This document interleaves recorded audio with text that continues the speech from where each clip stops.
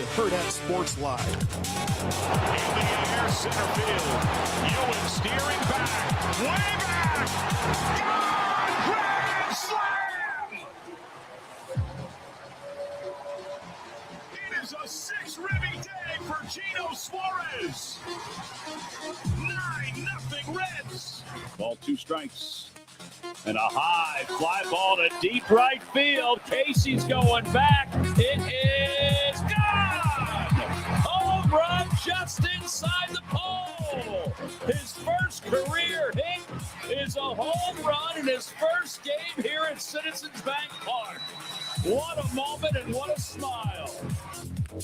Rolls this one past one in the right field. Tim Mendoza score. A-Rod does it again. Fast start for Texas. Howard deals and strikes him out. Texas wins it in dominant fashion, and the Longhorns continue their stay in Omaha. That ball's hammered, ripped it deep, and far, and that is gone. It goes off the top of the wall, and Willich is going to have a 2-run home run to put the Sooners up 3-0. Good morning. Welcome in Hurrdat Sports Live, presented by Next Gen Mail Medical. That's Austin. I'm Ravi here at Hurrdat Sports HQ. What's up, Austin? How we doing? Oh, we're doing okay. How are you? We had a great day yesterday. Wow. You know, I think you know what I'm talking about. Shayla Rautenberg commits to Nebraska. Oh, that's what you're talking about? Obviously, it's the biggest thing that happened yesterday. Okay, gotcha. Number one news story. I thought it was war is over. Everything has finally come to its that senses. happened too. We'll get to that as well. But no, it was lots of going on in a mid-June sports cycle. I know. I feel like we're gonna have to start with sports. So how long can we prolong that? How long can we back off on that? I don't know. It depends on what Rico was up to last night. That is true. Rico, what did you do after your? Because were you in the afternoon? No, you were there in the morning. No, I was with you. Even though that Sasha said she would never book us together to work down the College World Series, we were together. But you were busy editing stuff together, and I was busy talking to people as they went by the test. I wasn't supposed to be there at that time, but I figured if I go early enough, then I can leave a little early. So did that happen on overnights? So I'm trying to be able to see her for at least an hour a day. I feel like we're in a prison sentence where I just get, like visitation rights? I get my phone call or something. Do you guys talk to each other through a door with a telephone? You're like, hello. Listen, I complained about this to you guys last week, that anytime my future wife gets in a vehicle, she feels the need to call me, which is totally fine.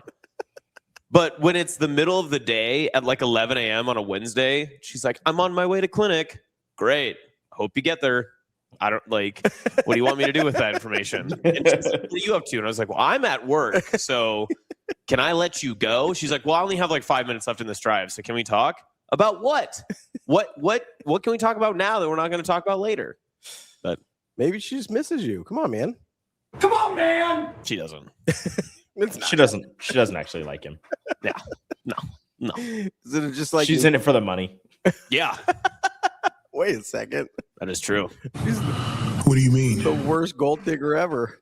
Yeah, that would be really bad. Really bad investment on her part. I would call it reverse gold digger, but she has more loans than you do. Yeah, but long term, it's a good play for him. Yeah, long term. Well, I was saying for her, reverse gold digger, but it doesn't.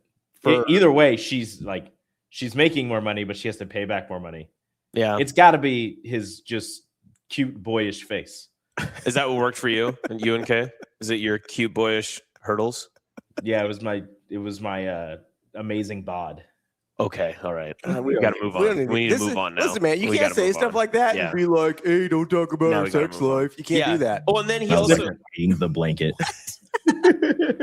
This morning by being like, "Here's how I would kill people on Mount Everest." Whoa, Rico. I told you I saw a video. That's not what I heard. I don't know if the spirit of DB is still in the room or not. There's been a lot of serial killer talk today. I didn't bring up serial killer. I just brought up different ways to kill people. Those are different. It was a little dextery. I'm going to be honest with you. You've never heard of a blood eagle? I had not. It's a real thing. I understand that. Do you not ever look up medieval torture? Not on the regular. Have you heard the one where they tie you down to bamboo and let the bamboo grow through you? I have heard that one. That one sounds pretty bad. Yeah.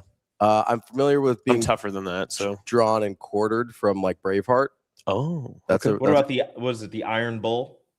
oh, where they put you in the really hot like It's a bull, like it's a hollowed out metal bull, and they put you in it and then they light a fire under it. Yeah, you basically cook. Yeah, and then like the steam comes out of its nose, and like your screaming makes it sound like the bull is like. How did people come up with this back? I guess they didn't have a lot else going on. They so weren't They like have TV. they Yeah. weren't like distracted by binging The Office for the 12th time. They're like, what can we do? Listen, They also had just like some guy whose job it was to torture people. So like True. all day, he's just like, I wonder different ways to kill these people. Kel Jam says Everest is overrated. I agree. Alex says I'm worried to see Rico's search history. I agree. That wouldn't be the worst thing on his search history, I bet. Mm-hmm. What, medieval torture? Yeah. That's Blanket probably, bulk. that's probably the worst thing on my search history. There's gotta be some more stuff on there. No, that's probably the worst thing on my search history. Shane, what's the worst thing you've ever searched? I don't know. I mean, I literally don't know. Okay. All right. Austin? What? Mine? Yeah. This is a kid show, so I'm gonna keep it. Makes sense. Ravi? I don't want to say.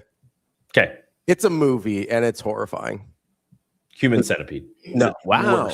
Worse. The third one's the best one. I haven't watched a single one.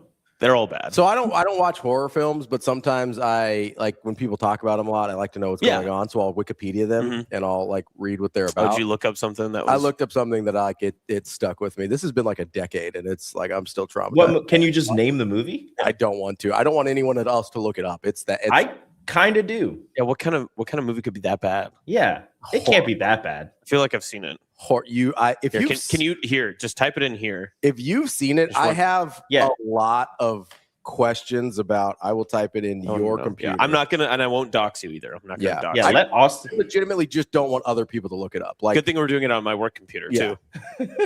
It's search. Yeah, he could really be typing anything right there. He could flip this around, and it could be a really, really bad situation. It's the top result, the Wikipedia. Oh, I've never. Oh, whoa. It's horrifying. Like I genuinely this is an NC-17 film. It's a Russian film. I genuinely don't want other people to look this up. Yeah, your mic's not on. Yeah, I said it's an NC-17 Russian film. It's got to be bad. It's horrifying. Like don't let Damon know about it. Wow, the first sentence is just very intriguing. He's probably seen it, if I had to guess, based on it being Russian, and I have to imagine it's not a very good movie, but it's horrifying. The whole thing is very bad. So yeah. That's all. Wow. Yeah. Okay. Well, good start to the show. This is This is Rico's fault. This is Rico's fault. 100% talking about murdering people on Mount Everest. Mm-hmm. This is not my fault. Austin started it with the Blood Eagle. No, I don't remember that. That can't be. That can't be me. That doesn't sound like something I would do. No. I think it was definitely Rico. Whatever. You had your fun this week with the Knicks championship. It's time to pile on Rico. That's right. Okay. Have you heard about the way that also Shayla Rautenberg? So that's kind of a win for you too. So not really. I don't do volleyball. What do you love? What are you talking about? I don't do volleyball. That ain't me. Pick me. I swear to God. Yeah. All you do is just like, oh no, no one ever wants to cheer for my teams. Nobody loves Rico. What's going on? That ain't me, dog. I feel bad for the Knicks. Oh man, I went to Oklahoma City to cover Nebraska softball. Why don't you guys love me? See, that's exactly what we're talking about. That's all I want. I know. Yeah. Stuff. No, it's great. No one has named it yet. No. I will say that. U-boat. U571. That's a good movie. Matthew McConaughey. John Bon Jovi's in that movie. Have you? That's a good movie. I'm on a mission to find the Matthew McConaughey movie where he falls in love with like a woman. With a little person. Yes, and then goes home, and then What's that movie called? It's something I have it in my watch list. Hold on. It's called like. It sounds exactly. It's like the title is exactly what Tiptoes. Isn't that the one with? There's a lot of famous, like Gary Oldman's in that movie. There's a ton of famous. Yeah, the role of a lifetime, Gary Oldman. That's what it says. A man is reluctant to tell his fiance that his parents, uncle, and brother are dwarves. Wow, this is the official synopsis. We're not using any. So it's got a what's his name from Game of Thrones? Oh, Tyrion. Yeah. Dinklage. Yeah, Peter Dinklage. So Peter Dinklage is in that. And so remember Snow White, when Peter Dinklage was like, they shouldn't cast actual dwarves as the dwarves in Snow White. Like, that was a whole thing. And there are like other like famous dwarves who were very upset because it took correct roles away from term them. is little people. I apologize. Yeah, you're being very, very Quit being disrespectful. offensive. Yeah, that's really disrespectful. I apologize. Mm. The other little people in Hollywood. Which one? There's two of them Yeah, back we there. stick together. We're very upset, and one of them kept bringing up that like he can't say anything. He was in Tiptoes, which is the worst movie of all time about little people. There's also, I think there's people literally playing little people on their knees. Like, Yeah. I think there's regular Interesting. full-size people Yes. just on their knees playing little people, and they're like not using CGI or anything. It's just like, here we go. They just put shoes under their knees, This is all that we had. Sorry, this is all that we can make work. and they're like their arms are still like touching the ground. It's like we had to pay Gary Oldman. We couldn't afford the CGI. We could make Tiptoes 2, where it's you and Shane producing this show. Okay. Are you reluctant to tell your fiance that you work with two dwarves? Little people. Yeah, you're just using a lot of I'm really sorry. You can't say that. I'm stuck on Snow White right now. You want to know why? I actually because I've been called out on this many times. You'd be shocked to find out, because Dr. Fiance's college roommate was a little person. Really? Yeah. Yes. And so me being myself Yes. and also in a fraternity, you can imagine how Yes. many people were like, oh, look at that little person. Words. Yeah. Yeah. I apologize. I had to teach people, be like, stop it, knock it off. Thank you, Austin. No problem. Way to be an advocate. I'm just a big white knight. That's what people call me. At least half of that's true. One of those words is true. When Rico and I go out at night, our dynamic duo name is White Knight. Yeah, He's the knight. I'm white. Obviously. I wouldn't have guessed that. The There's knight's no K. for him though. There's no K in night this one. Yeah. Oh, We could make a really good buddy cop movie I called think that. it'd be great. That'd Yeah. be really fun. I think watching that movie would traumatize Sasha.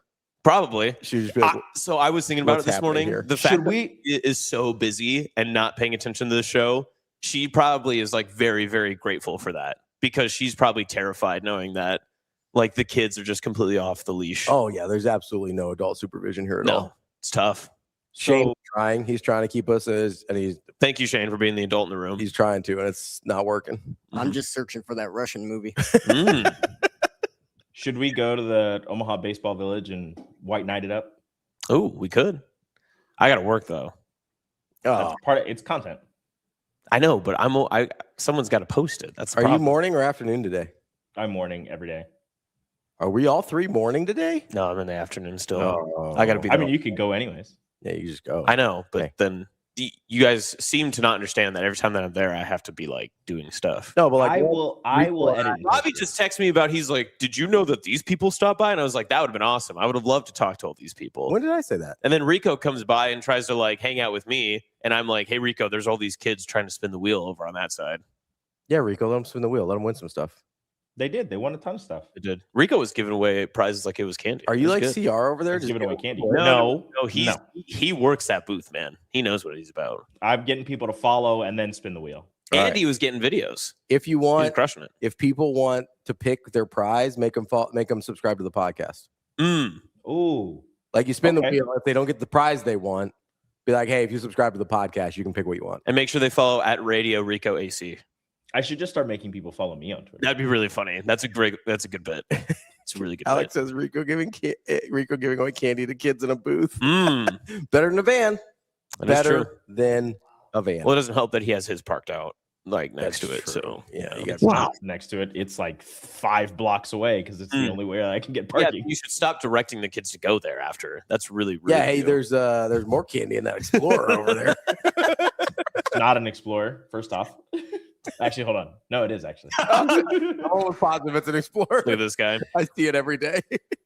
First off. Secondly, I am not directing anybody to go to my car. I don't want anybody in my car. I don't want to take anybody with me. I just want to go home. You got enough kids. I just already. want to go home. Yeah, I got enough kids. All those kids need my candy. Terrible. They did eat all the candy. I was very upset. Your own children are just Hot danger. Too spins if they unfollow other sports shows.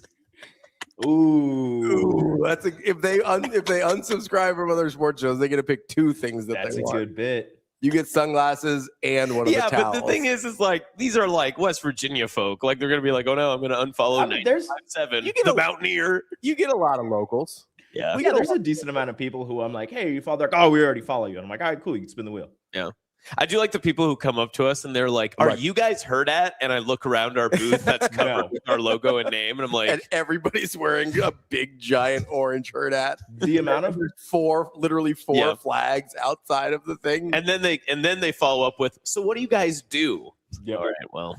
The amount of people that just walk into the table and are just like, oh, so are you guys just giving this away? And I go, no. No. You have to. That come from. I like the people that are just trying to like buy a water from us. Yeah, that was great. Like, they're like, do you have sunscreen? I go, yeah. They're like, well, can I have some? I'm like, you can spin the wheel and maybe win some sunscreen. Dang. Shane, can I ask you just a Rico, basically an insurance company over here, just gatekeeping cancer prevention. Way to go, bud. See, but the funny thing is, I had somebody like, oh, can I get a koozie? I'm like, spin the wheel. And she walks up. This happened 4 times. They walk up, they grab the wheel, and they spin it to the spot. And I go, that counts as a spin. Bang. That rocks. Funky says Rico's just embarrassed by the amount of Baja Blast cans accumulating in his vehicle. That's fair. Baja Blast. Shane, do you have a drop that you've been itching to play forever that has never had any context for you two? I just want to hear what this could possibly be. Yeah, is there one you're like sitting on? So to answer the question, I'm going to have to say both yes and no. Okay. He loves his family that guy. kind of answered the question and didn't answer that is true. He loves his it's family actually the guy perfect Shane drop. Yeah, he loves his Family Guy drops. Do you like that? By the way, Shane. That is the perfect. Is that the only Cleveland drop you have? Wow, it seems racist. No, he's got another. He's got oh no. That is actually not Cleveland. Yeah, not Cleveland. Oh no, it's Cleveland. Oh no. Oh no. Oh no. So is it the only Cleveland drop you have? So to answer the question, I'm going to have to say both yes and no. Shane, how many Family Guy characters can you name? I can name most of them. Okay. Like Peter, Stewie, Meg. I mean, do you want me to keep going? Yeah. Quagmire. 3. Quagmire, that's 4. Okay. The mayor. What's his name? Well, it was Batman. Mayor West. Mayor West. Don't help Because him it was out, Adam man. West. That doesn't count. It's only 4. Yeah.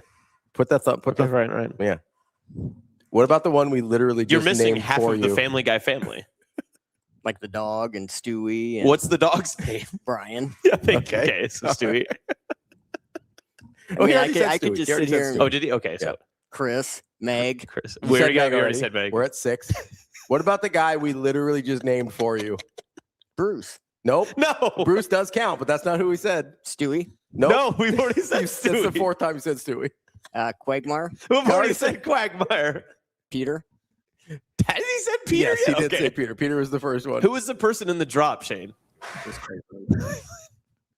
Wow. Is that most of them? But that was actually from the Cleveland show. Okay. Name's the black guy last. That's a tough look for like a horror Cleveland, Joe, the greased up deaf guy. How can you forget the greased up deaf guy? Joe, Bonnie. Who's the old pervert? There you go. Herbert. Herbert the pervert. Surprised we didn't get him before Cleveland.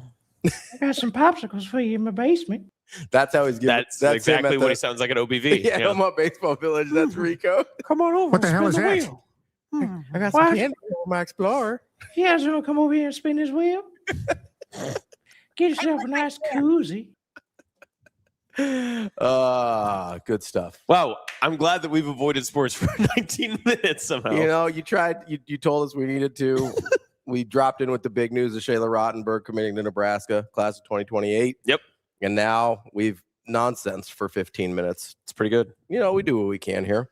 Did anything else happen yesterday in sports? I mean, College World Series. College World Series Yeah. happened. That's I didn't true. catch any World Cup yesterday. I caught a little bit. It was there was a fascinating game between Spain and Cape Verde, which Oh, that's right. I Yeah. didn't know was a real country. So I saw that after, like in just like Instagram and all that sort of stuff, but I did not see it live. But it was a big draw, right? It was, yeah. Spain was a huge, heavy favorite. They're one of the favorites to win the tournament. Them and France. It was on in the tent, and we got a group of people to stop in front of the, like, I don't know, 10 people to stop in front of the tent and watch the last 10 minutes of that game. Yeah, it was phenomenal. The story of the goalkeeper for Cape Verde, which I don't exactly know how to pronounce his name. I think it's Vicinha. I'm not 100% sure. I apologize. But it's an incredibly young team, and they have this 40-year-old goalkeeper who didn't start playing professionally until he was 25, and he's the oldest goalkeeper to ever have a shutout in the World Cup. And he went from 45,000 Instagram followers before the game to 2 million by the time the game was over. That's pretty good. That's pretty good. So in 2 hours, he went up by 1.95 million Instagram followers. And this dude just shut out Spain. It was an incredible event,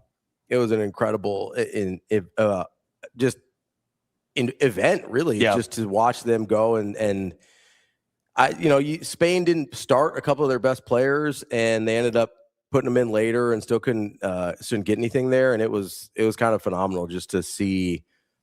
And now I'm fascinated to see what happens with Spain moving forward, because again, they're one of the favorites to win the tournament. Right. And well, you assume they're probably still getting out of group play. Yes. But, yeah. And I don't know, like, so Funky says it's up to 6 million now. Oh, geez. So do they get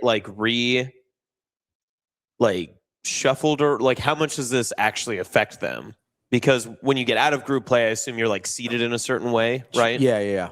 It really just matters it's really just for group play. Like the seeding will be fine, but for group play, if they tie again or if they lose, they're in real trouble if Cape Verde gets a win, because Cabo Verde, yeah, the third youngest team in the tournament. It's pretty impressive. No, it's incredible. It was as exciting as a 0-0 draw can be. Like that's what it was. And I'm not saying that sarcastically. It just, it really was. There are some times when, like, especially World Cup soccer comes around, I will be able to watch a full soccer match and just be like fully enthralled the entire time. I wasn't able to catch this one because I was down at CWS working and stuff, but it seemed like it was one of those that was just phenomenal. And the way that people were just being able to, like what Rico said, people were just walking by, stopping, and just like paying attention, even more than just like the final 5 minutes, just hoping for a score or anything. Like, people were able to stop and watch for like 10, 15 minutes at a time, and they were just completely engrossed with what was going on. Yeah, Kobe's right. This makes the rest of Spain's games like incredibly important, because that's when you're sort of chalking up as an automatic 3 points in your group play. And so that one is pretty huge. Kind of conversely, the opposite of what happened with the U.S. last week, right? Where Paraguay, you look at and you're like, okay, if you can get a tie there. Australia was the team that you looked at as, hey, have to get a win against Australia for sure, because they were sort of viewed as the bottom team in the group there going into it. But to get a win against a team that you really were just trying to salvage a point against, that's a huge win for the U.S. and a huge problem for Spain moving forward. Now, I talked to two people yesterday, an older gentleman and a mom and her son, who the older gentleman is from Philadelphia, and he said that he was watching World Cup games, and then they flew into Omaha yesterday to watch baseball, and then they were flying back to Philly to watch more World Cup games. He was like, yeah, I just like baseball, so I just came in here to watch this, and I'm going back to watch the World Cup. And the mom and the son were from Minnesota, and they were driving down to Kansas City to watch Argentina. And she's like, yeah, we're just driving down, and we saw this was going on. She's like, I don't even know what's happening, but we saw all these tents, so we decided to stop on our way down to Kansas City. And I'm like, oh, that's cool. This is the College World Series. Like, this is a fun time. It's baseball. It's college baseball. And she's like, cool. I was like, are you going to go to a game? She goes, no, we got to get down for the Argentina Fan Fest. I was like, so you're just walking around? She goes, yeah, we're just having fun. Might as well, right? You got to take a pit stop on the way down to Kansas City anyway. I mean, Minnesota to Kansas, that's like 7 hours, 6 hours, something like that. It's a pretty good drive. It's not straight terrible. South. Yeah, it's not a terrible Midwestern drive, but it's a pretty good drive. No, it's not. It's not the worst thing in the world. And you get some decent stops along the way, like depending on where you want to go to. You can go Des Moines, and obviously they came through Omaha, so can't complain there. As they should. So Spain has, as we all know now, it's pronounced Uruguay, Saudi Arabia, and obviously Verde in their group as well. So everybody in that group has a point. Everybody tied in that group. So Spain's got to get some W's here, which they're obviously capable of. They're one of the best teams in the world, but yeah, they're gonna have to figure their stuff out pretty quick here to get that thing rolling. Let's take a quick break here because I do want to get to the Brendan Sorsby stuff and Shayla at some point, and all the yeah, other good we'll stuff. get to Shayla Rautenberg a little bit more as well, and we'll get to plenty of College World Series, lots of stuff to get to today. Good stuff. Coming up on the show, we've got Zach Barnett from Football Scoop, which is, we didn't know this was going to happen last night when we got Zach Barnett. We were kind of going to talk about some of the other legal proceedings and stuff around Sorsby. But thank you to the news cycle. This worked out perfectly. And then we will talk to Mitch Sherman at 9:30 as well. That's Austin. I'm Ravi. More Hurrdat Sports Live coming up next. It's time to slide into savings at Edwards Chevrolet. Lease the 2026 Chevy Trax LT for just $349 a month. $0 down with your first payment due at signing. 2 great Chevys, 1 big June event. Slide into a 2026 Chevy Equinox LT for just $399 a month. $0 down with your first payment due at signing. Get to Edwards Chevrolet today. Together, let's drive.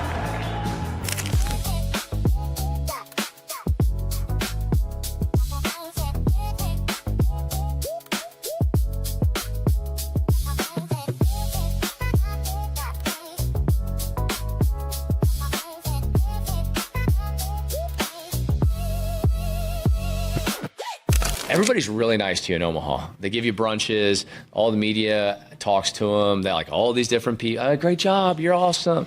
Well, I think for a second they thought they were more awesome than they were. So we had to bring them back to remember that their edge that I've alluded to many times is why they're here. And I don't care that we're in front of 24,013 people. Thank you. And we are who we are. And we're fighters and we're killers and we're going to get after it. And whatever that was in the first inning is non-representative of what the power T is. And we're going to be better and we're going to get after it. And that's what the guys did. And that's that. While I'm the one that had to yell at them, it's all credit to the players. They're the ones that put the information into action and they did it. And I definitely can't say what I said because it was not good.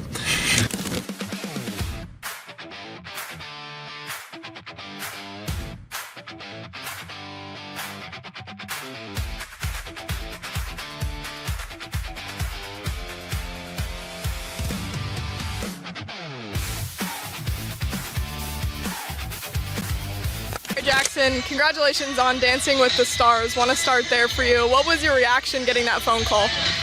That was crazy. Seeing Dina Katz's name on the phone was something I'll never forget. I've seen her name a couple times on the phone, but just for meetings, and then seeing that final one in February, I was like, this has got to be the one, right? Unless she's telling me that I'm not on it, which I don't think she would want to break that news, so it was crazy. The preparation is honestly just resting as much as I can, because we're not like filming until September, and so we're not learning how to dance really until August. So I'm trying to just like take my rest when I can get it. Obviously I have a busy life. I'm traveling every single week, every weekend, for bananas and for not banana stuff. So trying to find my days to just like relax and get ready for the craziest 3 months of my life.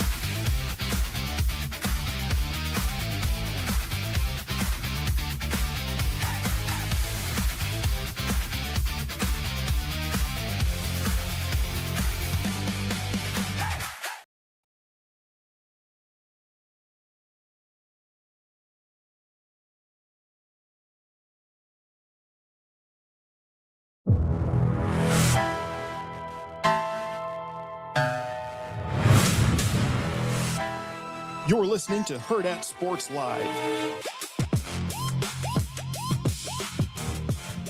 Welcome back, Hurrdat Sports Live, presented by Next Gen Mail Medical. That's awesome. I'm Ravi here at Hurrdat Sports HQ. Hot Danger, you have not named the film yet. I'm just going to tell you that. He's going to spend the rest of the show doing that. Probably. Shout out to everybody trying to find out the film, though. I would not recommend it. I don't feel good about... I don't think you can even find... I looked it up. You cannot find it. Like on it is... I don't even know how you found it. I hope it's not streamable. I had a friend tell me about it because they were equally as traumatized as I ended up being, and they felt like they had to tell somebody. So thanks for that. No, it is. I don't think it's streamable. I hope it's not streamable anywhere, but it is. Yeah, it's a horrifying. It's the worst thing I've ever read or possibly heard of. It can't be as bad as that Send Help movie that I was telling you about. God, are you kidding me? Way Hold on. worse. Whoa. Way worse. That is a nasty movie. Send Help? Yes. Is a nasty movie too. Do you mean like the latest? Like, is there a different movie from like way back that I don't know about? Are you talking about a movie that came out earlier this year? Yeah. You think that movie is nasty? Yeah. How is it nasty? Is that your bar? Do you want me to tell you the part that's nasty? Oh, no, I've watched it. How is it nasty? Yeah, which part? Spoiler alert for everybody. If you haven't seen Send Help and you want to, 5, 4, 3, 2, 1. Oh, maybe where the lady's puking in the guy's mouth several times. I suppose that's probably kind of funny to you. The lady's puking in the guy's mouth. Yep. And Send Help? Yeah. When was this? It was when she was poisoned, and then the guy went out into the ocean and then came back. And when they were yeah. Okay, so this is just, we're not talking like gruesome horror, like cutting up, chopping bodies. That's just icky to you. Yeah. Okay. All right. We have different levels of. Yeah, I mean, like that was pretty gross, but it was also like pretty funny. Yeah. And also, Rico sees that at his house all the time. So yeah, he's got children. People are puking all over the place. Ellie puked in the car for was it regional softball? Rachel was taken aback. She just puked all over the car. So I got back and we were cleaning up everything. It was gross, but that's not. You should terrible. Photo to Shane next time. Yeah, that's not. And say I will block your ass. Just to Kembe up in here. Nope. No. Oh, you went pass block. Yeah, I went pass pro. I went basketball. Which block were you talking about, Shane? Block. Cool. Punch out. Okay. Family Guy has multiple episodes where they're all puking. Yeah, yes. Very good point. Fair enough. It's a cartoon. Yeah, but that one's worse. Like when they take the Epicac or whatever, and Peter like some of the stuff in Family Guy is pretty gross. Yeah, for a cartoon. Heath, you're right. That one's pretty bad. This one's worse. I'm just. Oh, good boy. Ugh. That was pretty bad. I don't like that one. That was pretty bad. Don't like that. Brendan Sorsby. Wow, what a seg. Not a good boy. No, not a good boy. Not a good boy at all. Do you know what? So there's been a part of me in this entire situation, especially from when the news went down yesterday, that I almost felt like I had like a different perception of maybe what I expected to hear or see from Texas Tech. And when I went back this morning and I was like rereading, and boy, did they have a lot to read. God, they cannot stop talking. No. There was so much so the news came out and I saw the first wave of press releases. Like 8 o'clock last night, right? Yeah, somewhere around there. Yeah, 7, 8. And all these like press releases and notes apps and all this other stuff are coming out. And I'm reading them. And initially I was like, wow, I just can't believe that Texas Tech is going so far out of its way to distance itself after its one priority was, oh, well, we're here for his mental health. We're here to help him. We feel like him being at Texas Tech and playing football is what's best for him, because that was what they had told us, right? Through the past 2 weeks, through the injunction, all that other stuff. But when I went back and reread it this morning, man, did they just put like the lightest little sliver of information in there of just being like, we still believe like Brendan Sorsby's like mental health is a concern and all this other stuff, but we felt it was best to like part ways. And even like just speaking it out loud now, I still like, there's a part of me that just gets almost like viscerally upset with like, if you were going to go down with the ship. right? Like you once down, you have doubled down that many Yes. times, just like see it through. and go down with your sword almost in a way that's, if it was truly about his mental health, if it was truly about protecting Brendan Sorsby from himself, like they had told us that it was the case, right? Yeah, like let's pretend everything they said they actually believed to Yes. be true. Like let's operate under that premise for a second Mhm. and then continue. Then everything that's transpired over the past 12 hours makes no sense. Yes. Like their actions make no sense then. If they actually believed what they said, they bailed on him so fast. Yeah. Yes. And so fast. And even with the reprimands of likely the Big 12, which, I mean, and we can get into that, but I'm assuming that someone came down with an iron axe and was like, do this or this is going to happen sort of activity. And that's when Texas Tech decided to sever the cord. But everything that's come out since then with Texas Tech and the way that they have written out, the way that they have talked about it and everything else, I have no remorse for like where they stand as like an organization, as a leadership or anything, just because of the sense of they didn't even like stick to their guns, for lack of a better phrase, right? Yeah. They've literally moved on from the topic in which they were trying to defend and protect themselves from, and being like, well, it's about Brendan Sorsby. It's about making sure that he's in the right space. It's about what we can do to help him get through this. And instead, the minute that they found whatever avenue or angle that caused them to cut the cord, they immediately were like, well, we actually had a difference in opinion and we didn't believe in like what he was actually representing, but we wanted to help him. It's like, no. You can't have it both ways. Yeah. You can't sit on both sides. Like there's no 1 foot in, 1 foot out in this scenario. And that's, it almost just makes me sick in the way that they have like just handled this entire presentation from the beginning, but especially here at the end. It just feels abhorrently gross because they knew that they were in the wrong and they tried to find their way out of it. And I don't think that they found any way to cut it cleanly. So they're just like, well, whatever. We're just going to move on. It's almost like they were totally full of shit the entire time. Yes, 100%. And we knew that. Yes. And I knew that too. I'm not pretending like I'm like naive in that scenario. But it makes you mad when you actually see it play out. Yes. And I understand that, right? Like there's a part of me that is, I mean, I'm happy that it's over. Yes. Right. I'm happy that Brendan Sorsby will not play college football. That's not a secret. That's been my stance this entire time. I think it would have been detrimental to the existence of college football, unlike the NIL and transfer portal stuff. And I'll be honest, I don't understand like a lot of the statements from either Cody Campbell or especially Cody Campbell yesterday, who, for the love of God, stop talking, stop writing notes, just stop it. And stop speaking on term. And I understand he's got some position with like an advisory board or board of regents or whatever, but stop putting their stamp on all of your personal anecdotes.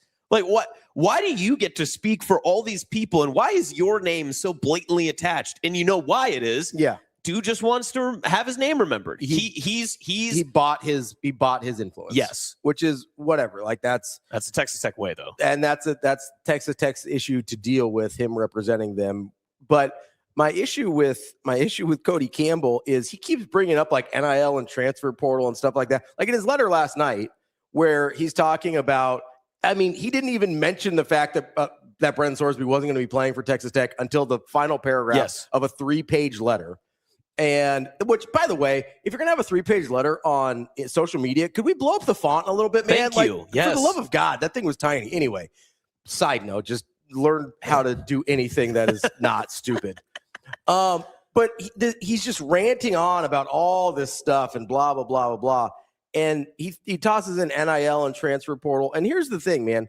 NIL and transfer portal have not a damn thing to do with the Brendan Sorsby situation, except for the fact that you're mad that you paid him. You're mad that you paid him, and you're mad that this is the guy that you got. Yeah. Because you could have picked, there's a whole host of other... Darryn Mensah, or like, pick a guy, right? DJ Lagway. You could have went after a bunch of different dudes in the portal. You could have even went under the Sam table. Levitt, Josh Hoover. The other crazy part is Texas Tech could have done the hush-hush bad thing to do and been like calling people, and coaches could have like complained about. The best part about that? That's what they did to Brendan Sorsby. Exactly. The fact that Sorsby was going to Texas Tech was an open secret for the last like month of the season. I had somebody tell me that in like October. So they did it wrong twice, but the thing that they're most like everybody got super mad at them because of the thing that we felt denigrated the entire society of college football the most was Sorsby's activity. Yes. But then Texas Tech did an illegal activity to get him, and they're like, oh, man, Sorsby, you got to move on. We can't have that sort of stuff in our hen house. What are the odds that Texas Tech tries to go holier than thou? Like, he's not here anymore. Are you guys going to play us now? I mean, everybody's gonna play him now. The anyway. damage is Just done. like, there's no the damage is But done. like the two things that make me the most upset about it are the weird trying to blame like the state of college football for the Brendan Sorsby situation. It's like, no, he illegally bet for years, committed state crimes, federal crimes, broke NCAA rules and conference rules. He did everything possible to get himself in a position where he was no longer allowed to play college football. And then we're going to blame this on NIL and the transfer portal? That has nothing to do with it. Like, he could have been at Indiana the whole time and continued to do this. I have no, like, obviously he did this as soon as he got into college. Probably before, if we're being honest. If he was illegally betting by the time as an underage bettor at 18, what's to make us believe he wasn't legally betting as an underage bettor at 16? But whatever, that's not my problem. My question is, like, what on earth does NIL and transfer portal have to do? Because I'm sure he wasn't making crazy NIL money as a scout team quarterback at Indiana. Probably not. So this has nothing to do with the fact that it's like, oh, all of a sudden he has money. Now he's gambling. It's like, no, he was broke at Indiana, was gambling. He made some money at Cincinnati, was gambling. Made a boatload of money at Texas Tech, was gambling. Like, if you want me to actually believe he has a gambling problem, availability of funds is not the issue. Do you give them being Texas Tech any credit for keeping their end of the NIL deal and saying that they will pay out Sorsby? No, I'm guessing they did that because they wrote a terrible contract they couldn't get out of. 100%. That's the, like, there is It no was grandstanding. That's the reason that came out. There is 100%. That's the reason, because they were like, well, if we're going to be painted the villain, at least let's have a good brushstroke every once in a while. I think it's 100%. If it's not a contractual thing they couldn't get out of, I would guarantee it was a move to say, hey, other people will still want to come here because we paid out a guy that didn't even play for us. That's the only other explanation for me. But the like grandstanding about NIL and transfer portal pissed me off because the whole thing had nothing to do with that. The second thing that really pissed me off was I felt like there was this thing with Texas Tech, and this bothers me way outside of college football, right? This is just a general societal thing that bothers me. But Texas Tech was really showing its colors on this over the last couple of weeks.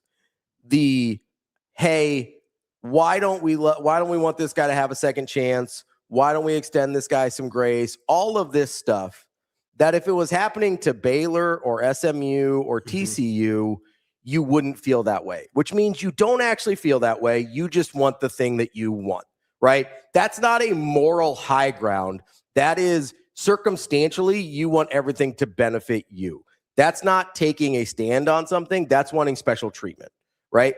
If this had happened to any other school in the country, Texas Tech would not be pounding the table and being like, listen, the mental health of these young men is important. We need to make sure they get treatment. And the best thing for them is to be allowed to continue to play college football. If this is happening anywhere else in the country, Texas Tech is like, hey, get them out of here. Yep. Get out. You know, this is terrible for college football.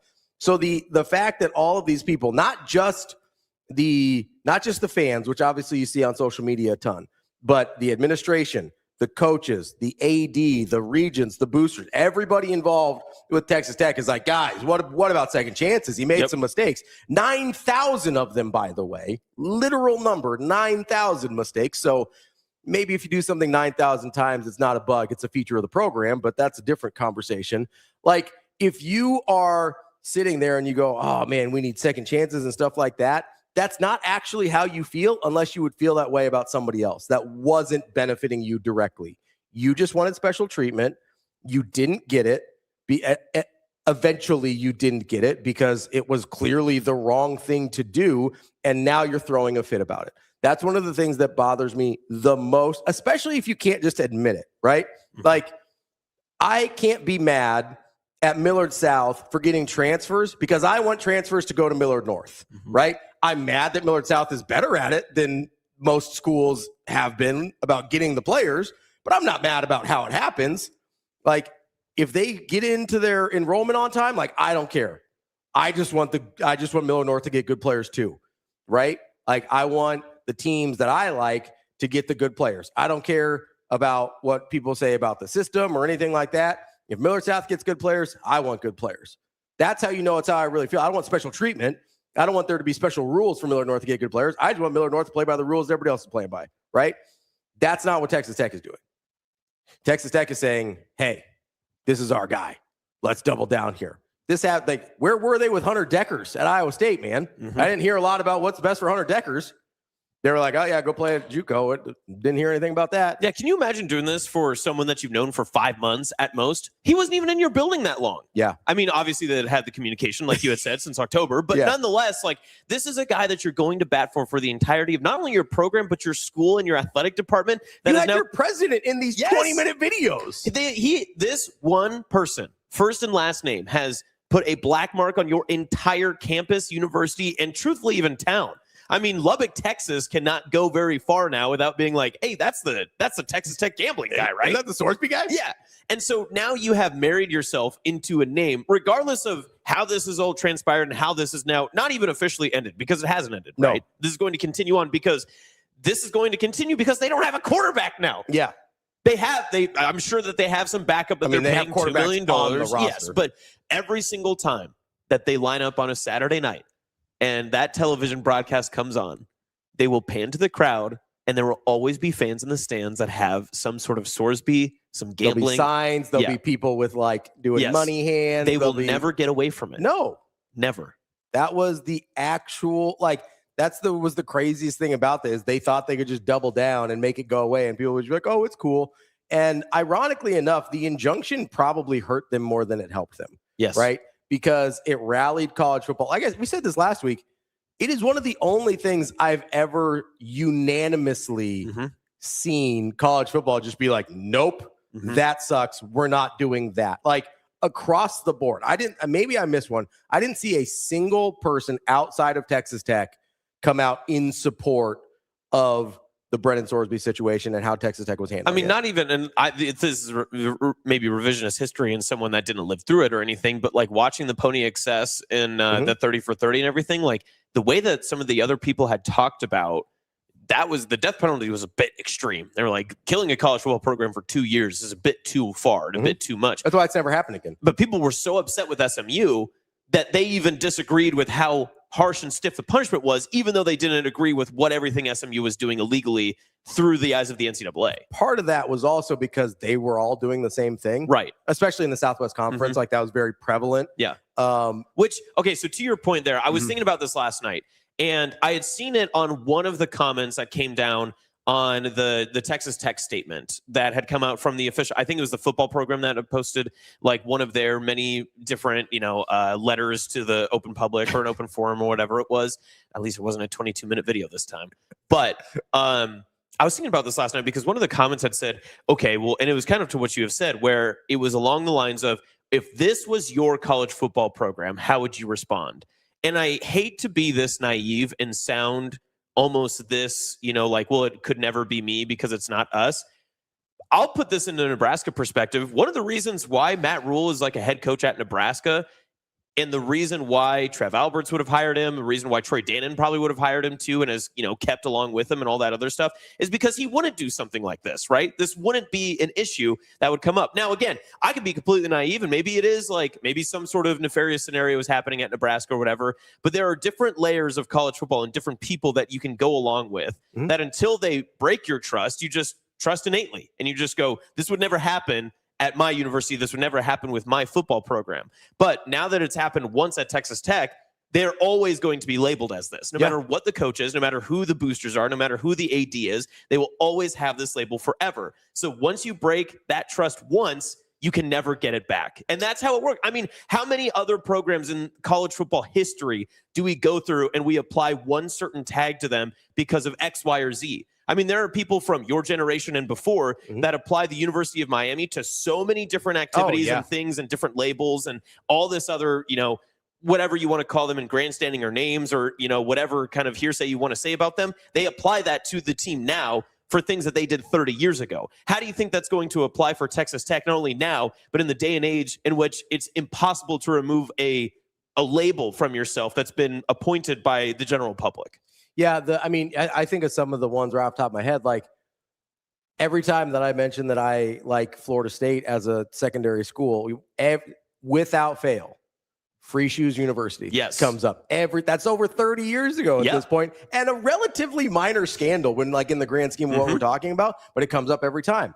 Every time, like, I'll be honest, every time somebody says Penn State, one of the first things that comes to my mind is Sandusky. Yes. Like, no matter how long it's been or how long it's going to be, like, that's a pretty pivotal moment in their history. Same thing with Baylor. Somebody brings Michigan up Baylor. State.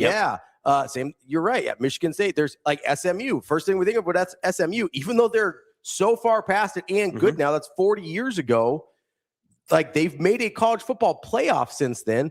A lot of people, the first thing they think of is, oh yeah, death penalty. Yep. I mean, for decades now at this point. I mean, USC, one of the largest brands in college football. One of the things Reggie Bush. Exactly. Like, lost his Heisman. Yeah. And we think about these things forever. And now Texas Tech will never be able to. And I mean, 6 months ago, we would have still been talking about tortillas on the field, but now we can't even think about that, right? This will never go away from them for years and years, especially in the day and era in which we have. And I mean, I think that Texas Tech can buy their way out of a lot of this sort of stuff. I don't know that it has like the same repercussions that a lot of the other, scandals and stuff that we've talked about has. But there is a part of it too that, listen, if you're recruiting and you're coaches and stuff, that lingering carrot that you can dangle in front of other recruits and just be like, well, you never know what the NCAA could do. You never know what the Big 12 might say about Texas Tech. Yeah. Do you want to play for college football playoff? Because you never know, like McGuire could get in trouble or any of these other things. Like, those are real things that can happen to your program. And maybe worse, like, because I don't know. I think the thing that would be worse for Texas Tech, if you're talking about like negative peer recruiting, is, you see how fast they cut bait on Sorsby when it wasn't going to go their way? Yep. Yeah, you see the Big 12 filed suit, and then the same day, he was out the door. Hours later, they had that ready. They knew it was almost as if, and I love the timeline of this too, when they were like, well, how about Brendan, you come out and say you're going to the supplemental draft first, and then we'll all agree that we mutually split ways. Sure, that's exactly how. Yeah, Brendan Sorsby, making $5 million at Texas Tech for one season, said, you know what? I've known you guys long enough. I love you guys. Thank you for everything you've done for me. I appreciate it. I'm going to take my $5 million. I'm going to go to the supplemental draft because that's what's best for me. I don't think that that's how the scenario went at all. I think someone from Texas Tech had to have told Sorsby, like, it's in all of our best interest that we move on and move away from each other, but it's especially in our interest that you are no longer affiliated with what's going on with our program. I mean, that has to be the truth. I think it came down to a couple things. Number one, I think there is and DB talked about this. I don't remember if it was off air or on air, but he talked about how the sustainability of the circus didn't seem like something that Texas Tech would be interested in long term. And you saw what it was like the last week.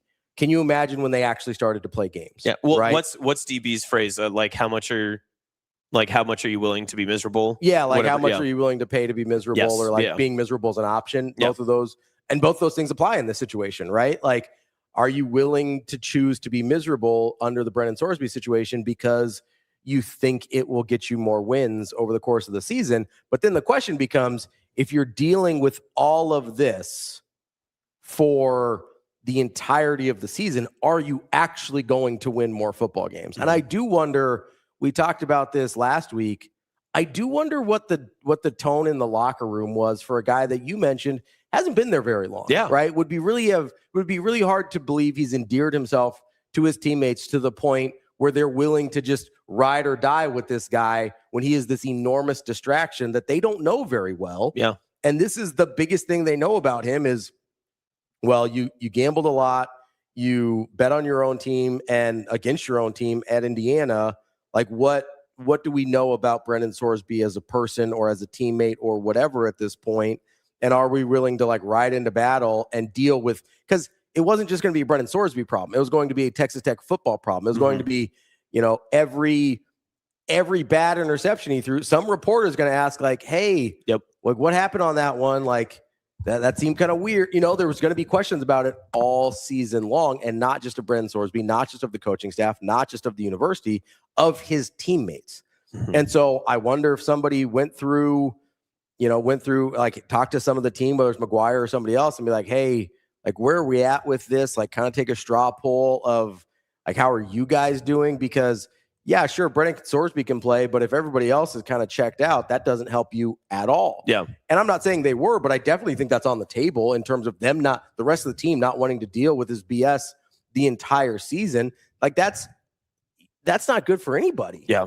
Well, I almost hate to, obviously this is, 2020, all that other stuff, but we talked and started with about like how nefarious it felt and all the, how dirty it felt and all that other stuff. But when you had said last week that the best thing that they could have done, I actually agree with this now. I think the best thing that they could have done is just ridden out the wave, been like, wow, this is going to suck, whatever. And McGuire just comes out and says, Brendan Sorsby is going to stay a part of our team. He is going to be on whatever, the roster and stuff. He's going to be our practice squad guy, but he will never play in a game because of like our concern for his mental health, our concern for all that other stuff, and because of whatever. That was probably their best card that they could have played. That's the only thing that could have had them come out of this situation looking good to the general public. Because then maybe they didn't care. Yes, because then you're doubling down on the protection of Sorsby. Yeah. And then you're also saying, we don't agree with what is going on in the decision made by the NCAA. And so we as a football program are saying, hey, Sorsby, we're going to do what's best for him to make sure that he is taken care of and that he is okay and that we are here to help him for what we have said we are going to do.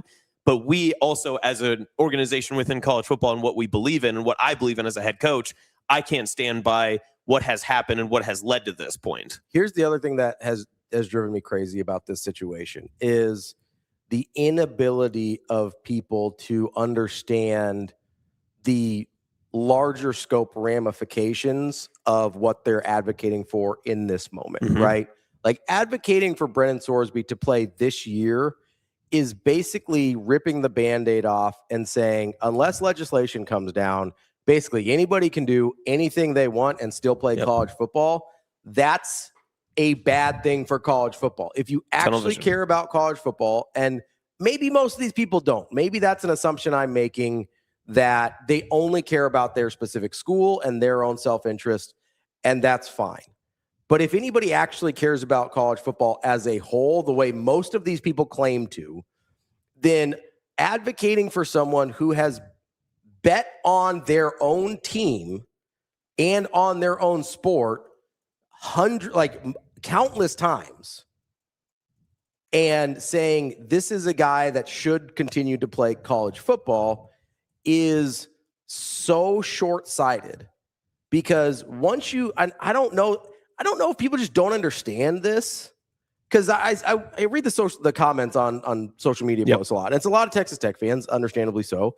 And they're like, well, there's been some Texas Tech people that have been outspoken though. It's been like, I don't want to be a part of this. Yeah, and I give them a lot of credit because yes, Brendan Sorsby makes you a better football team, but it's bad for the sport, right? Like, but there's some people that are like, I don't understand it. He never bet on Texas Tech, or he wasn't even playing in the games that he bet in against Indiana or whatever. And it's not like, they just don't seem to understand that once you lose the public trust of the results of your games, it's over. You become the WWE. It's over. Like, that's a wrap. And I get the WWE still makes money, but nobody really takes it seriously as an athletic event, right? It's an entertainment product, which is fine. And if you like that entertainment product, cool. I don't It's the same as a concert. It doesn't. It shouldn't affect you following its results, right? It's a concert. It's a movie. It's a TV show. Like, I get that. And if that's all you want out of your sports, that's fine. But I think you're an outlier there. People want to be able to trust the results of what they're watching. That's all these peripheral industries around sports, whether it's fantasy or gambling and all this other stuff, are reliant on the fact that we, to a mostly large degree, trust the results of the thing we're watching are on the up and up. As soon as you lose that, it is over. And as soon as you knowingly let someone play who has gambled on and against their own team, admittedly has done that, then you have lost the integrity of the results. I think we've forgotten how this started. Was Sorsby opened up this can of worms? Well, not only in his decision making, but also to come out and just publicly say, like, hey, yeah, there's an investigation on me, like internally or whatever the case was.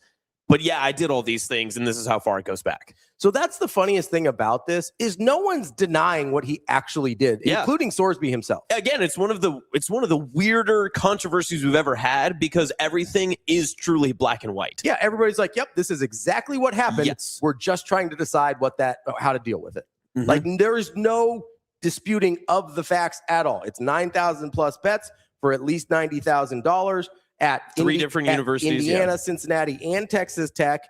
Admittedly, broke state and federal laws in the way he placed those bets. And again, I'm not advocating that he goes to prison. I think it's possible if he had been allowed to play and Texas Tech had forced the issue. I do think there's a prosecutor that would have been like, no, we're not doing this, and would have tried to build a case against him, which would have been pretty easy because he admitted to all of his crimes. And he was doing this through apps, which there are tons and tons of data for. They have all the data on these things. Well, not only that, but he's openly admitted to the fact that, I was using my friends, I was using other people, I was underage, all that stuff. Like he has admitted to all of the crimes.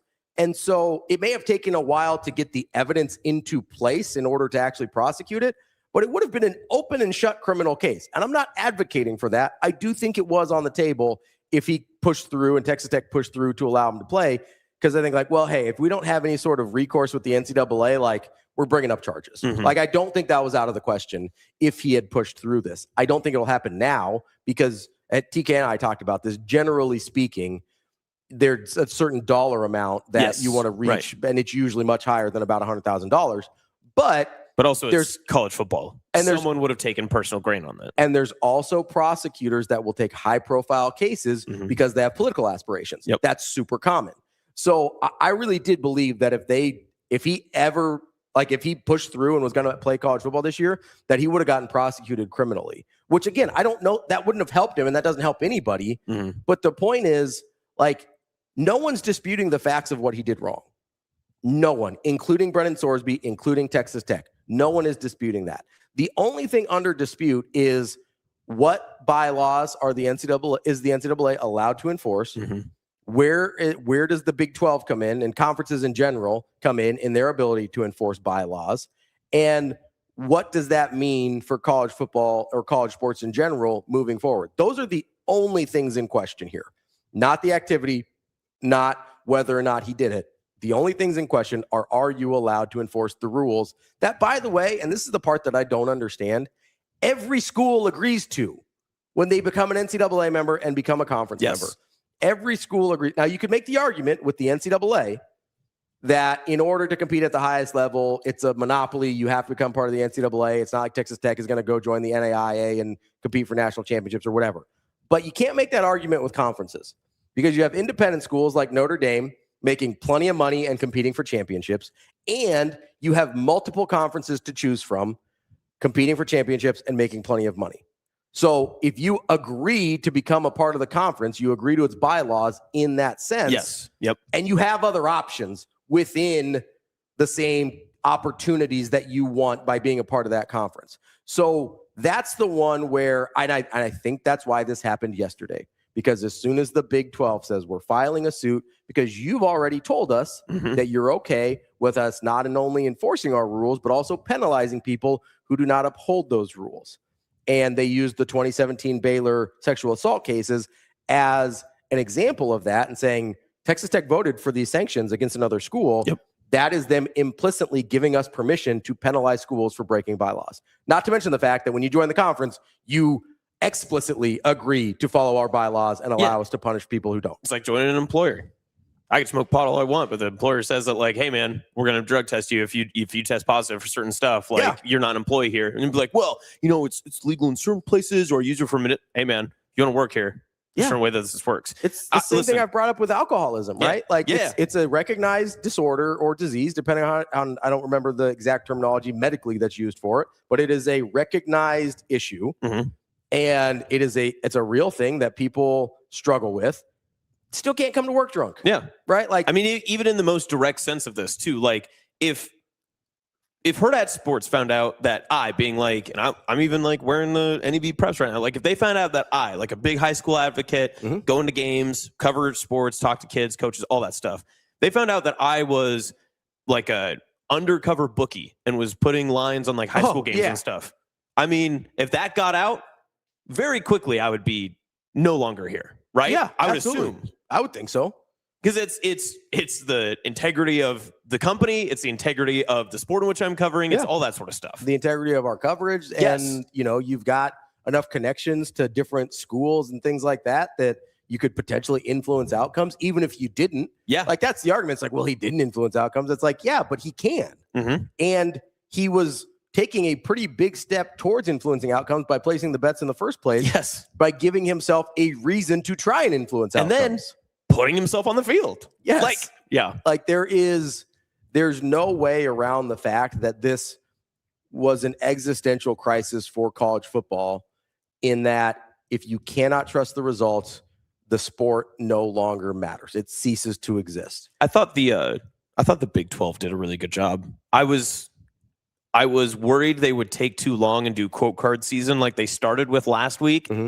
They came around, and I thought that they actually did a pretty decent job of saying, like, it's straightforward. There's one way out, and this is it. Yeah. Like, this is how it goes.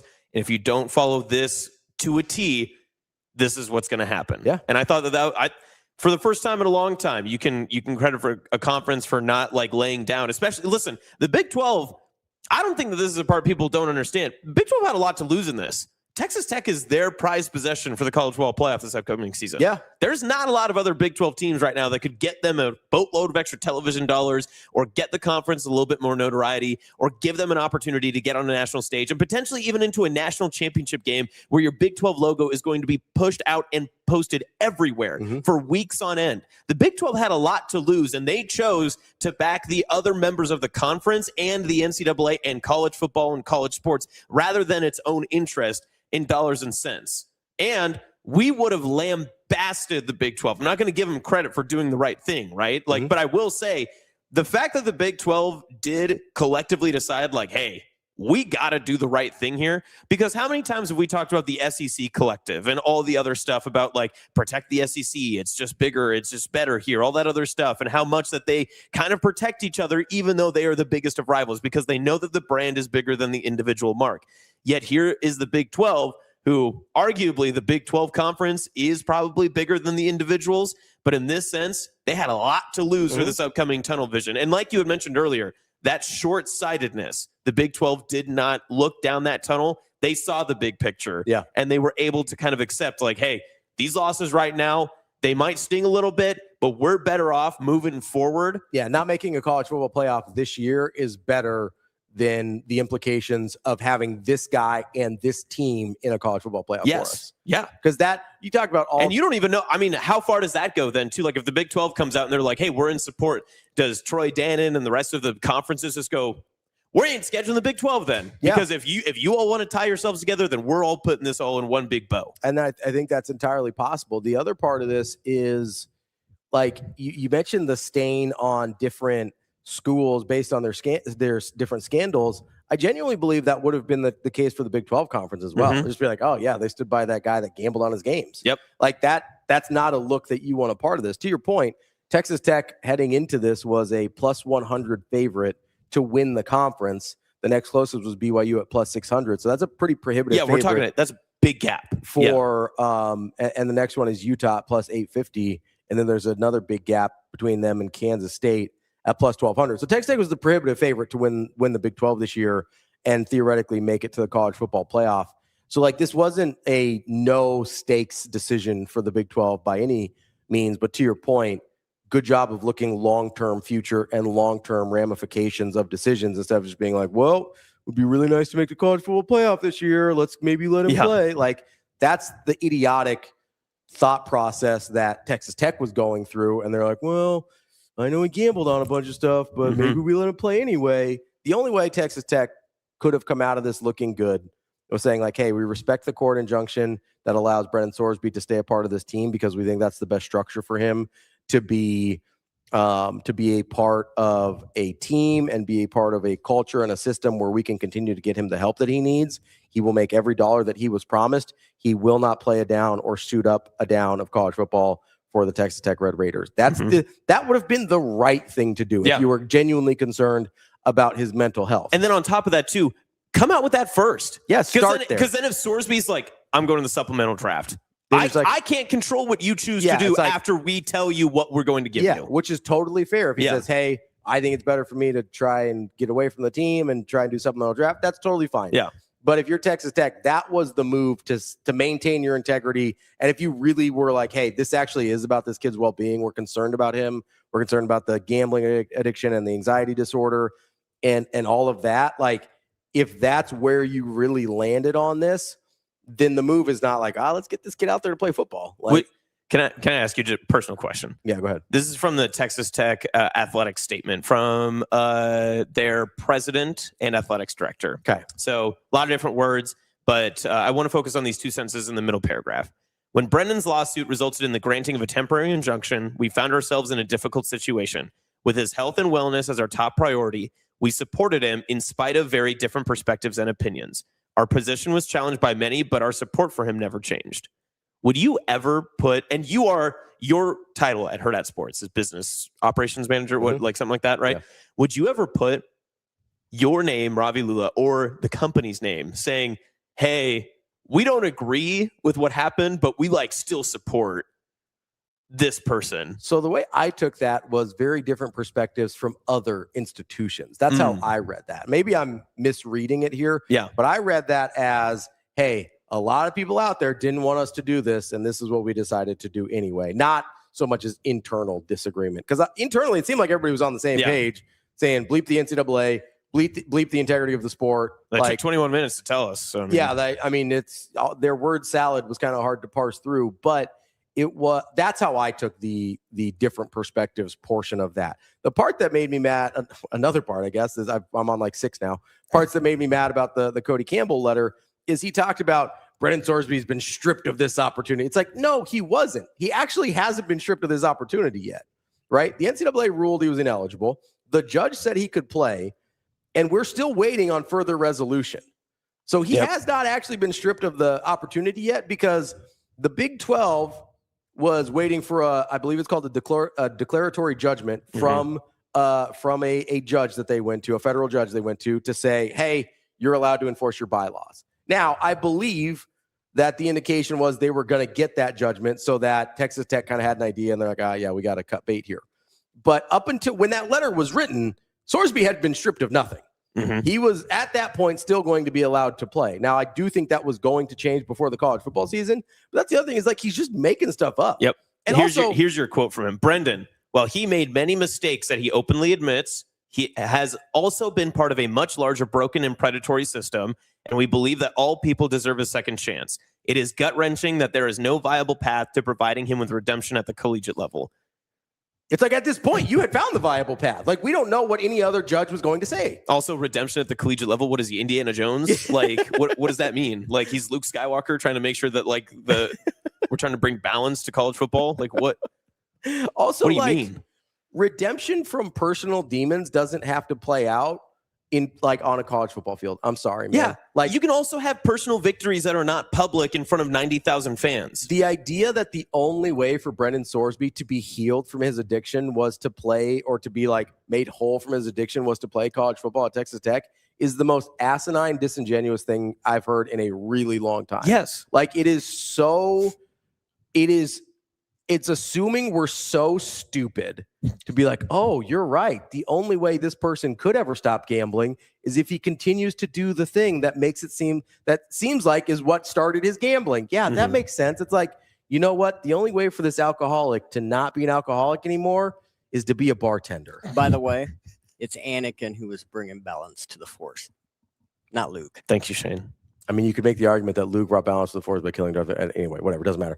Anakin was supposed to be the chosen. It doesn't matter. Yeah, it is. Thank you, Shane. Anyway, the funniest thing about this all is just the idea that Texas, and by funniest, I mean maybe the stupidest part about this, is that Texas Tech thinks everyone else is so stupid that we were just going to believe all of their bullshit. It is genuinely funny because there's a part of this that is an assumption on our part, but it does feel somewhat gross in the fact that they kind of thought this would be like any other college football scandal where it's in 2 months, everyone's going to forget about it. Yeah. We might get made fun of a little bit online, but who's going to care? By the time the season rolls around, it'll be fine. Yeah. It's no, this is the one, again, I said this last week, and I know people gave me a hard time about it, but in terms of damaging college football, like betting on the sport is the worst thing you can do in terms of damaging the sport. Yeah. We've seen the sport survive every other crime, every single one, including up to and including murder. Like we've seen it survive everything. The one thing sports cannot survive is being bet on by the participants. That's what breaks them, right? So to be like, well, he didn't murder anybody. It's like, from a integrity of the sport standpoint, this is worse. I understand from a human morality standpoint, it's not. But if you're talking about the preservation and you're talking about it as an entity, yes. not as a person. No, it's not a personal act. It is the entity protecting the entity. To damaging the entity of college football, gambling on it by its participants is the worst thing that can happen. Yes. Full stop. I believe that without a shadow of a doubt. It's not NIL. It's not transfer portal. It's not everything else that we bemoan all the time. It's like, we really got to get this under control. Or Kurt Cignetti saying the sport's not going to exist in 18 months unless we get this figured out. No, the sport's not going to exist if you allow people that have gambled on it to continue playing. Because the reason we watch is because it is truly controlled chaos. On any given Saturday, anybody can win regardless of the situation or scenario. And if you take away that ability, that someone who is playing in the game is actively participating in influencing an outcome because of what they have chosen to bet on or whatever their allegiance lies to, that's where it breaks the entire fabric. Jeremy, I understand. The point with Pete Rose is, most people only believe that he bet as a manager. So that matters to a certain extent, although I understand it's very similar, and I would agree that. But there's a reason he was blackballed from the sport. There is a reason he has been banned for life and basically had no opportunity. Like, people are trying to get him into the Hall of Fame now, but like, he's been banned for life for a reason. There's a reason the NBA went ham on Tim Donaghy. Like, and there's a reason every time, like Jonte Porter or I think it's Damon Jones. Anytime one of these guys has a betting thing for, by the way, way less money than we're talking about here with Brendan Sorsby over the course of this time, although Donaghy's was more. Like, every time that happens, banned for life. Like, we're done here. There is no redemption. There's a reason they come down so hard on these things, because it is an existential crisis, right? If you allow it to happen and knowingly allow it to happen, that's the problem with these examples you guys are giving me. Once you knew it was happening, it was shut down immediately, right? This would be knowing it happened, the person admitting it happened, and then continuing to allow them to play in the sport that it happened in. That's where we're having a whole other conversation than Pete Rose or Tim Donaghy or Jonte Porter or any of these other guys. That's where it becomes a completely different issue. And that's a bridge you just don't want to cross. Yep. Ever.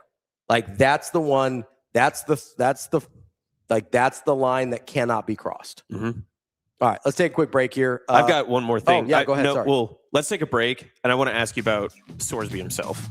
Oh, like as a person? Yeah, and then as a prospect. Oh, yeah, okay. Yeah, we'll do that. That's Austin. I'm Ravi. We'll be right back. More Hurrdat Sports Live coming up next.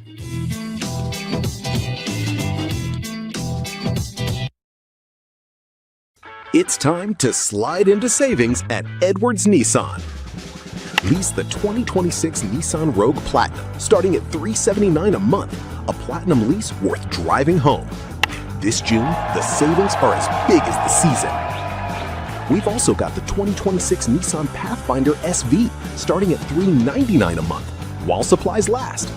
Don't miss your pitch. Slide into savings at Edwards Nissan.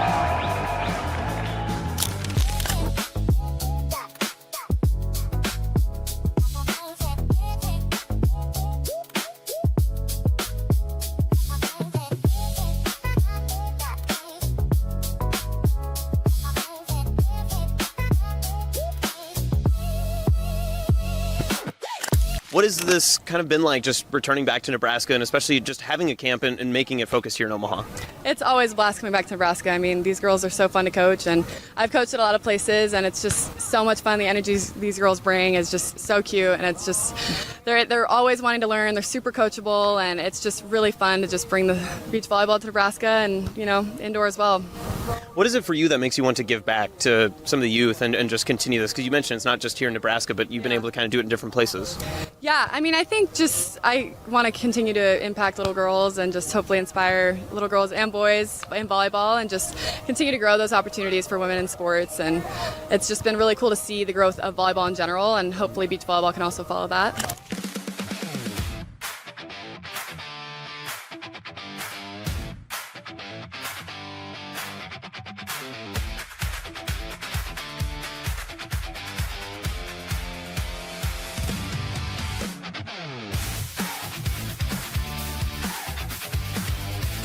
That's a 10 out of 10. 10 out Look of 10. Look at that. Come on, get on this.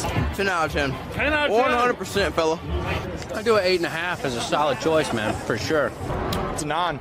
All right. All day it's a 9. Probably a 9. It's really hot, too. I mean, I don't know if I can give it anything besides a 10. I'm going to give it a 9. A 9? Yeah, that's pretty good. All right, awesome. 9.5. I need some jalapeno with it. Ooh. Yeah, I give it an 8.5. That's really good. I like the onion. I like the cabbage. Definitely 9.5. I'll go with a 9. That's an 8.7.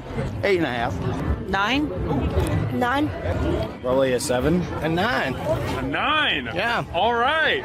I would give it a solid 8. 8.2. Good ratio to bread and filling as well. Maybe 7.5 out of 10. Okay. I'll give it 11 if it's good. I'll give it a 10. 100. An 8. An 8 out of 10? Yeah, 8 out of 10. I'd say 7. 7 out of 10? Yeah. Like an 8.5. The bread's like really mushy. Other than that, it's really good. I give it an 8. And if we added potatoes? It'd be a 10. It'd be a 10.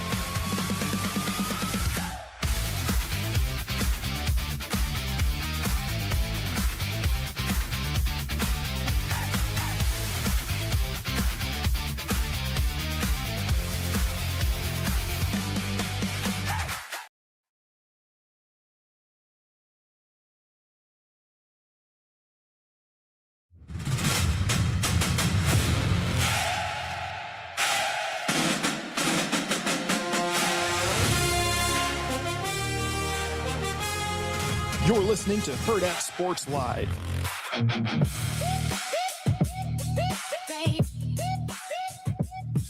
Welcome back, Hurrdat Sports Live, presented by Next Gen Male Medical. That's Austin. I'm Ravi here at Hurrdat Sports HQ, reminding you, give our friends over at Next Gen a call, 402-614-9700.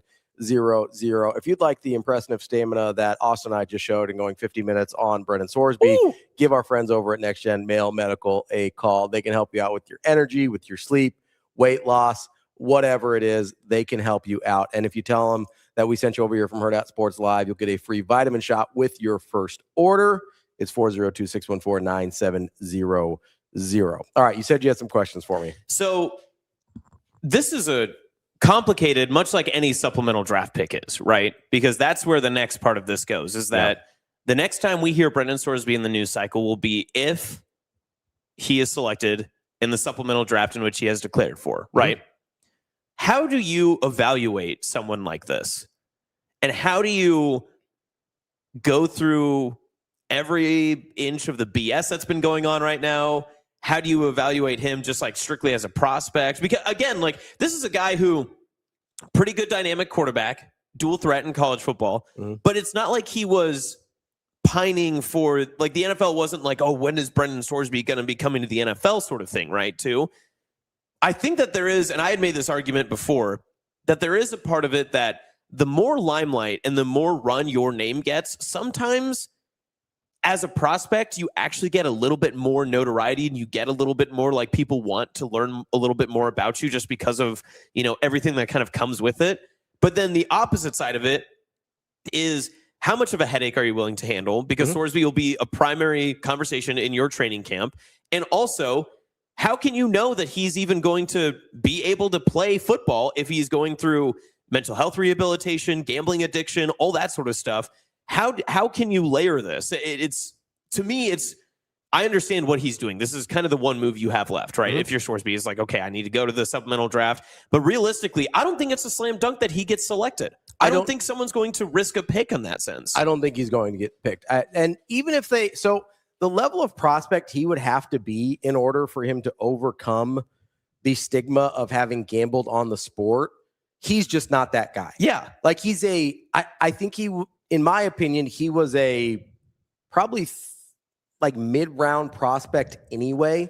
I think he's probably closer to like 5 to 7, like probably in the back end. Maybe it would have depended on how well he, I think, threw the ball this year. I don't know that people look at him as a guy who throws the ball well. I kind of look at him as like a Will Howard, honestly.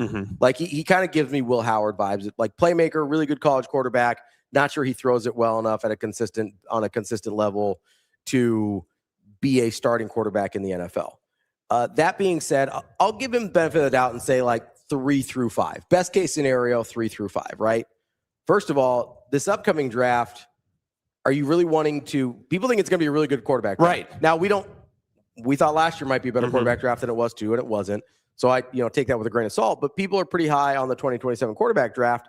So, A, are you willing to sacrifice a pick in that draft for a guy that isn't that type of prospect and that has this level of baggage? I don't think he's going to get picked. Yeah. I think this has like CFL Arena League written all over it. And I don't think that's a place, and I think it's going to be reflected in the way NFL teams talk about this, if they talk about it at all, of how seriously they take the gambling part of this.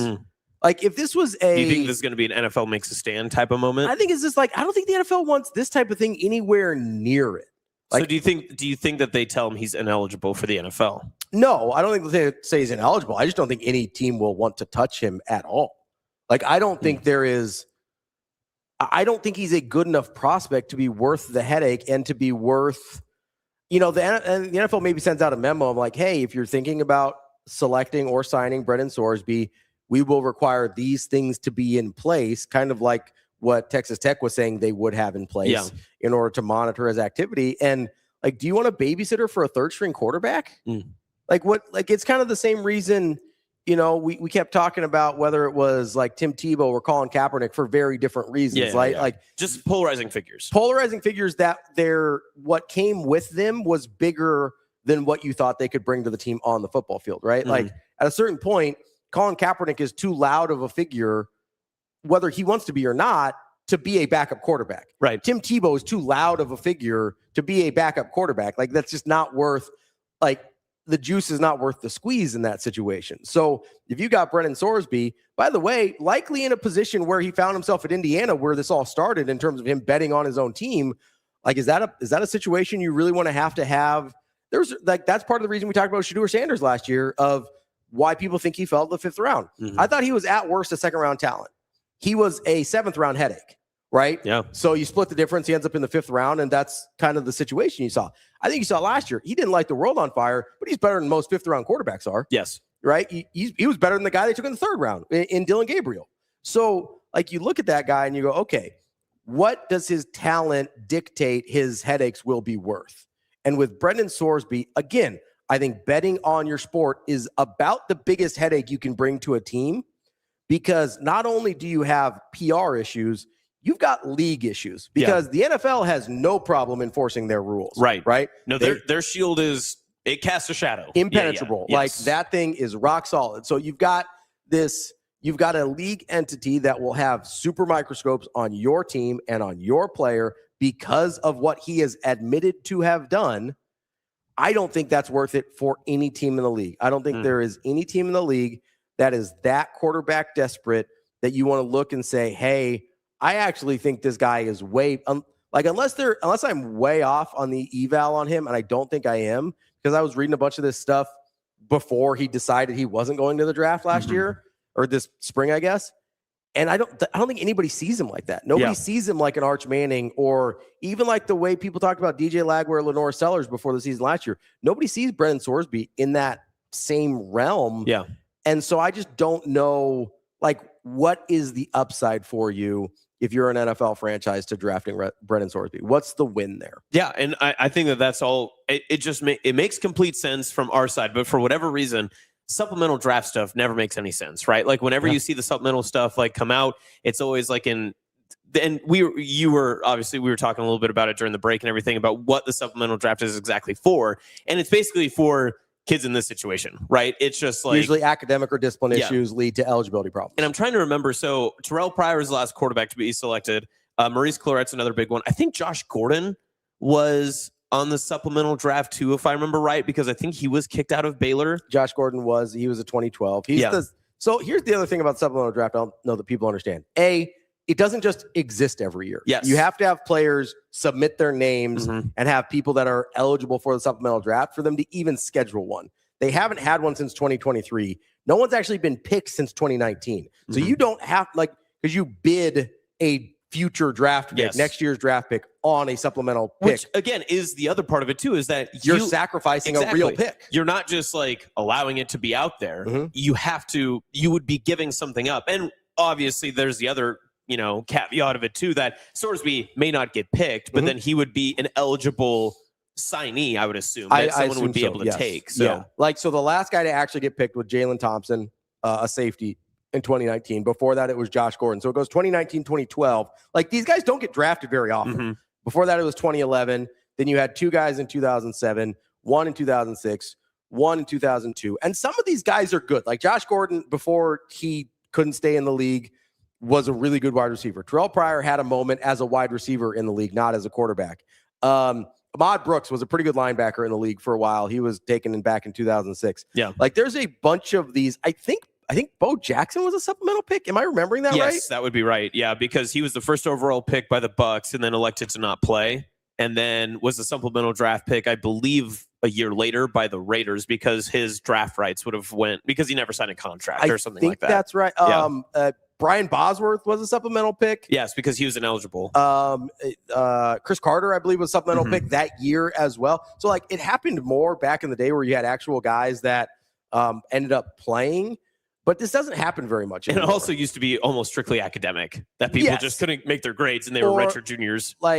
I think Boz's was steroids. I think he actually tested positive for steroids with Bosworth, which is funny because steroid testing in the 80s was a joke. Do you think if Sorsby, obviously I don't think any NFL team's going to touch him, but do you think if he changes position, since he's not that great of a quarterback, if he goes to a tight end and tests pretty well?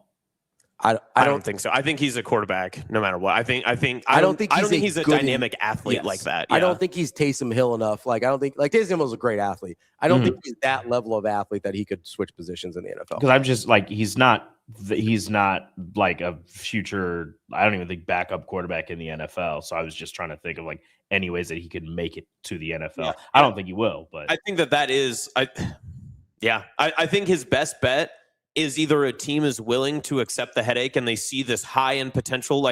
If there's a scout that has been pounding the table for Brendan Sorsby for a year and a half and they're in some NFL war room, maybe that's worth the headache of it. But realistically, most of the teams will probably, and his agent will probably have to tell him your best move is to go to a subpar league and hope that you get a call to be brought back into the NFL as an underrated signee that then plays your way onto a practice squad or plays your way into a backup role or something along those lines. I think you can make I think you can make a real good UFL quarterback, like a Birmingham Stallions.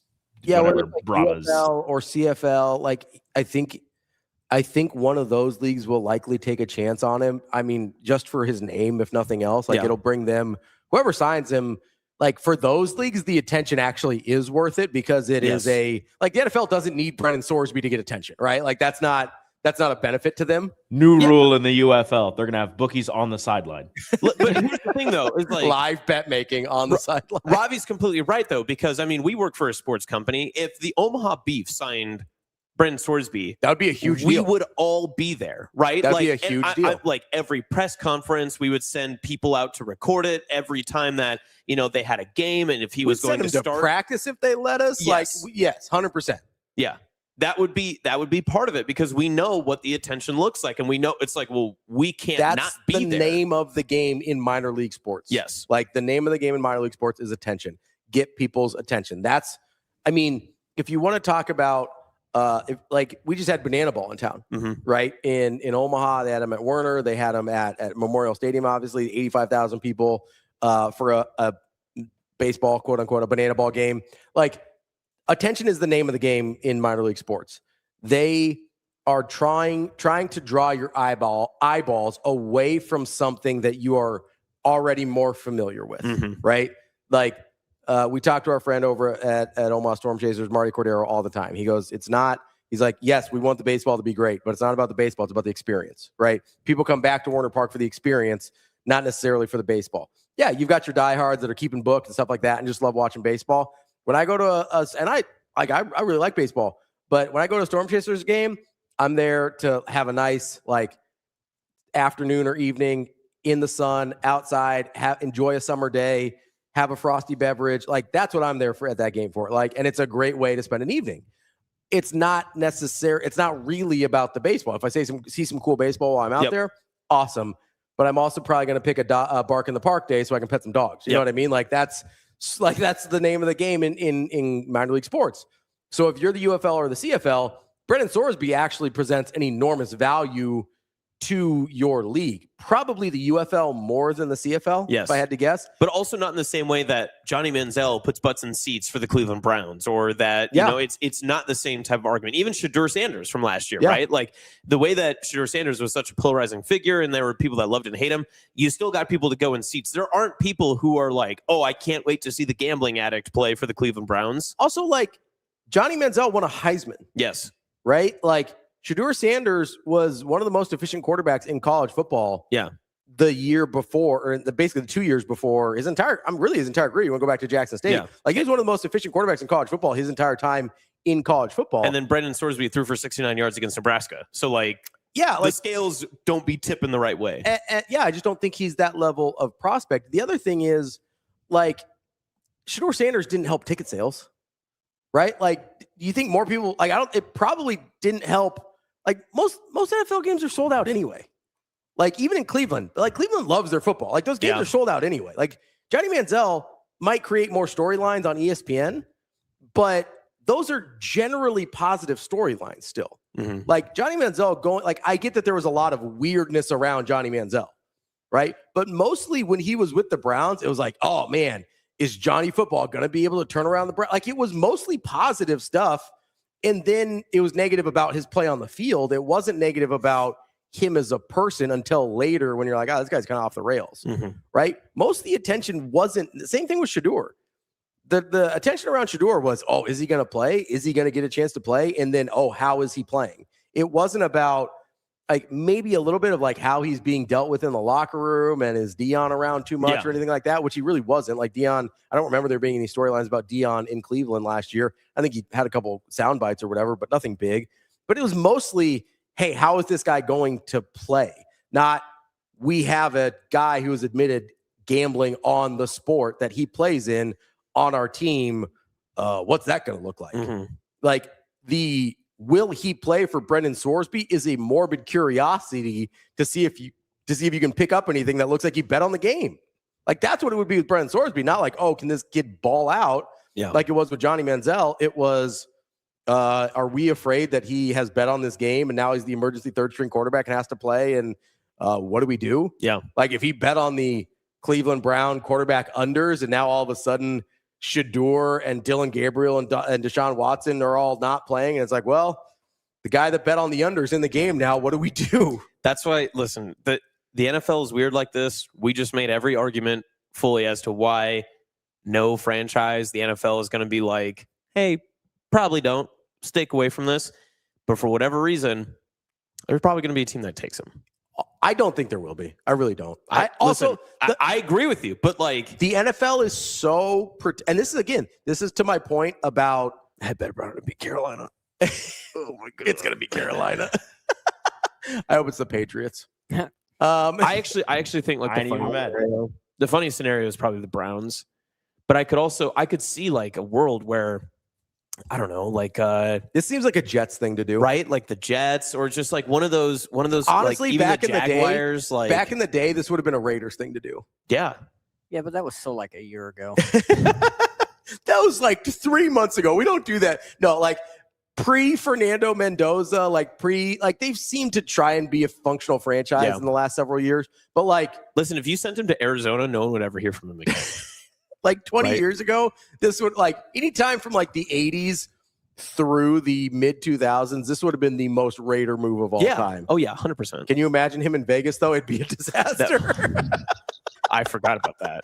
He should open up his own betting service, Source Bets. That would be. You might have to. That might Brendan's be the only, bets. That's how we're gonna find. That's gonna spend Cody Campbell's $5 million seed money is to start a betting service. I was gonna say one of the Texas teams, but I was trying to see which one was closer to Lubbock. Neither one is that close to Lubbock. Lubbock is is all the way out, like the top panhandle. The closest would be Dallas.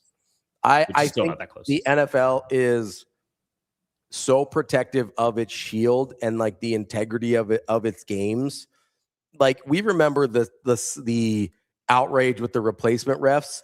And once you had I think it was like a Green Bay Dallas game on Monday night where everybody was watching and there was just some egregious calls.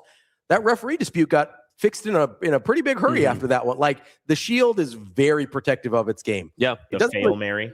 Yes. Yeah. Like it doesn't really care about the morals of things as much as it does, hey, like this is our game. We will protect the game at all costs. Yeah.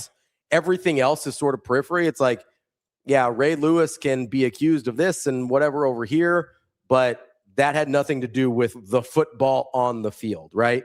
If you're not messing with the football on the field, the NFL is pretty cool about like letting people back in. Like Josh Gordon had 12 chances, whatever, couldn't get his life straight. That's a different story. But like if you're compromising what's happening between the lines, the NFL has very little patience for that. I would be stunned if Brendan Sorsby gets picked up by an NFL team. Yep. What's the over-under on Joe Burrow games played? Because Cincinnati might be looking for a quarterback. Cincinnati would be another one. I mean, it's a mix between a bad organization like leadership at the top, desperate situation. Yeah. And a team that's like, that's why what more is it going to hurt? Smells JETS Jets all over. Mike Sauter on Friday is going to have some. Jackson Dart is pretty reckless when he runs. I don't think the Giants would do it. The Giants well, now that they have Harbaugh too, I don't think that's something. Yeah, Harbaugh's not like that. And also, like from an ownership standpoint, not that poorly run. Like, I know that they haven't been as good lately, but I don't look at the Giants as a poorly run franchise. I just think they've been bad lately. The Ravens signed Diego Pavia. I mean, what's any more fun at the quarterback room? Diego Pavia is just loud. That's just what's more fun in the quarterback room? Oh, what's he gonna? Like, there's no like they do make the perfect mix for a bachelor party. So Lamar Jackson, Diego Pavia, and Brendan Sorsby. I'd want to be in that quarterback room. Yeah, like that would be your Hard Knocks front runner for sure. Well, Lamar would also be like, maybe I should get traded. Yeah, this Lamar is probably a good move for me. I don't. Lamar, can you mentor these young guys? No, we're not. That's not gonna happen. My contract's about up. We're not doing this. Like that would Diego Pavia hasn't done anything. Like again. The only thing Johnny Manziel did was like break NIL rules before there was NIL, right? Like, and drink too much and stuff like that. But like nothing, like he didn't gamble on, as far as we know.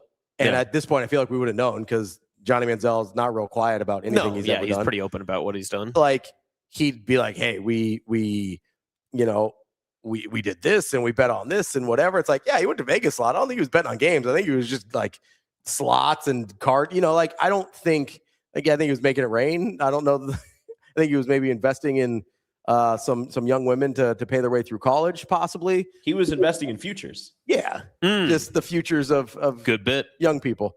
Like he didn't do anything. That's the big difference with all these other people that are being brought up is like they didn't do anything in the sense that Brendan Sorsby has. Yeah. Like, again, Diego Pavia, just loud and kind of annoying, not like, and again, but a guy that I don't think a lot of teams wanted. I don't like if he wasn't a potential annoyance as a third string quarterback, he probably gets drafted. Yeah. Right. Like, yep. But again, he hasn't done anything wrong, really. He's just like, that's kind of a big personality for a third string quarterback. Yep. Right. Like, I don't think that's Brendan Sorsby might not be a big personality, but he's a big pain in the ass. Yeah. We know that for sure. Yeah. And the only thing I know about Brendan Sorsby and his personality is this. Maybe he's a good dude. I don't know. Maybe. I have no idea. That's it. That's the only thing I know about him. Doesn't matter now. It really doesn't. I mean, sucks. Anyway, let's take a quick break. We're going to talk to Zach BARNETT from Football Scoop here in about 10 minutes. 15 minutes. I don't know what time it is. We'll talk to Mitch Sherman at 9:30 as well. That's Austin. I'm Ravi. It's Hurrdat Sports Live.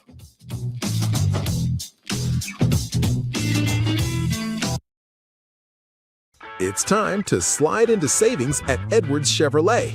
Lease the 2026 Chevy Trax LT for just $349 a month. $0 down with your first payment due at signing. 2 great Chevys, 1 big June event. Slide into a 2026 Chevy Equinox LT for just $399 a month. $0 down with your first payment due at signing. Get to Edwards Chevrolet today. Together, let's drive.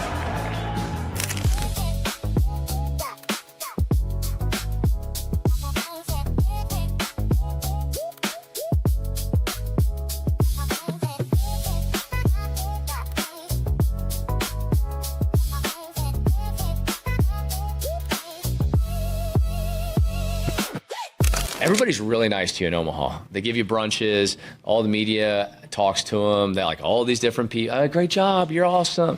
Well, I think for a second they thought they were more awesome than they were. So we had to bring them back to remember that their edge that I've alluded to many times is why they're here. And I don't care that we're in front of 24,013 people. Thank you. And we are who we are. And we're fighters and we're killers and we're going to get after it. And whatever that was in the first inning is non-representative of what the power T is. And we're going to be better and we're going to get after it. And that's what the guys did. And that's that. While I'm the one that had to yell at them, it's all credit to the players. They're the ones that put the information into action and they did it. And I definitely can't say what I said because it was not good.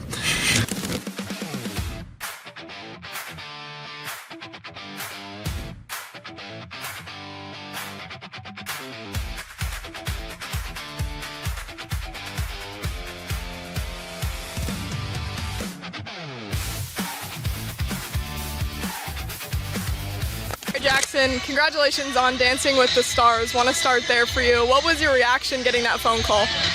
That was crazy. Seeing Dina Katz's name on the phone was something I'll never forget. I've seen her name a couple times on the phone, but just for meetings. And then seeing that final one in February, I was like, this has got to be the one, right? Unless she's telling me that I'm not on it, which I don't think she would want to break that news. So it was crazy. The preparation is honestly just resting as much as I can because we're not like filming until September, and so we're not learning how to dance really until August. So I'm trying to just like take my rest when I can get it. Obviously, I have a busy life. I'm traveling every single week, every weekend for bananas and for not banana stuff. So trying to find my days to just like relax and get ready for the craziest 3 months of my life.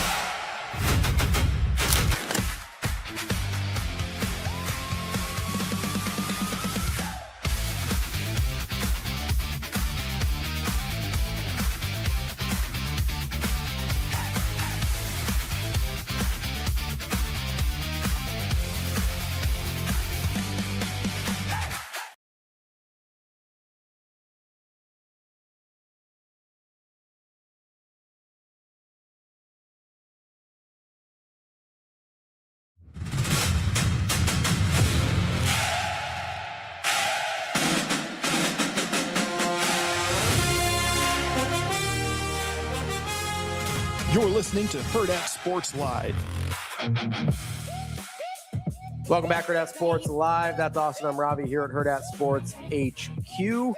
We'll be joined by Zach Barnett in about 10 minutes here. But before we did that, I did want to get to some non-Brendan Sorsby news. Why? What else is going on in the world? Well, you know, there's NBA draft stuff is coming up here. Oh, yeah. You know, teams are going through visits and workouts and things like that. And Austin, something happened. Oh, no. That made me call into question all the narratives. You want to talk about narratives people tried to get us to believe throughout the course of the season. One of my favorites was that the Darryn Peterson thing was totally cool and normal.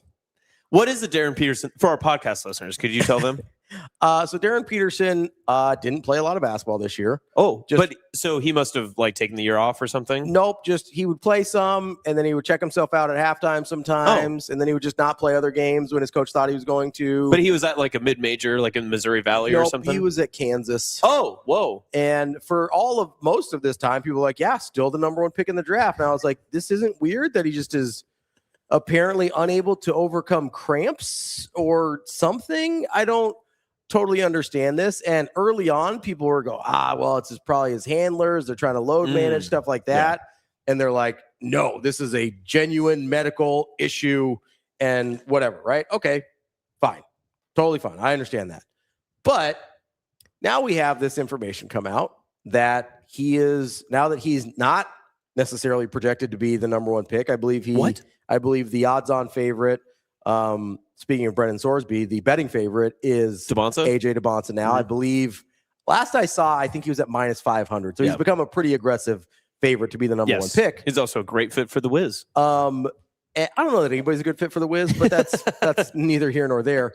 Now that he is no longer projected to be the number one pick by a lot of people, Darryn Peterson has indicated that he will only work out and visit with the team that has the number one pick, which would be the Washington Wizards. Whoa. And so I'm sitting here and I go, okay, so now with that in mind, and clearly he's trying to manipulate the draft process, which a lot of people do, by the way. Yeah. A lot of people also play all their games or have a verified documented injury and not just like, coach, take me out. I can't play anymore. Right. It brings into question for me the truthfulness of whether or not his camp was manipulating, stupidly, by the way, doing a very bad job of it, but trying to manipulate his draft stock and availability over the course of the season, because now it's like, oh yeah, so no, this is who you are and what you're doing. Because I'm going to be honest with you, AJ DeBonsa played every game. He played like 35 minutes, I believe, was his average, which is, I don't know, they only play 40. Yeah. And he also played 20 minutes in an exhibition against Nebraska. Yeah, famously in an exhibition, which getting to 20 minutes for Darryn Peterson was a Herculean task.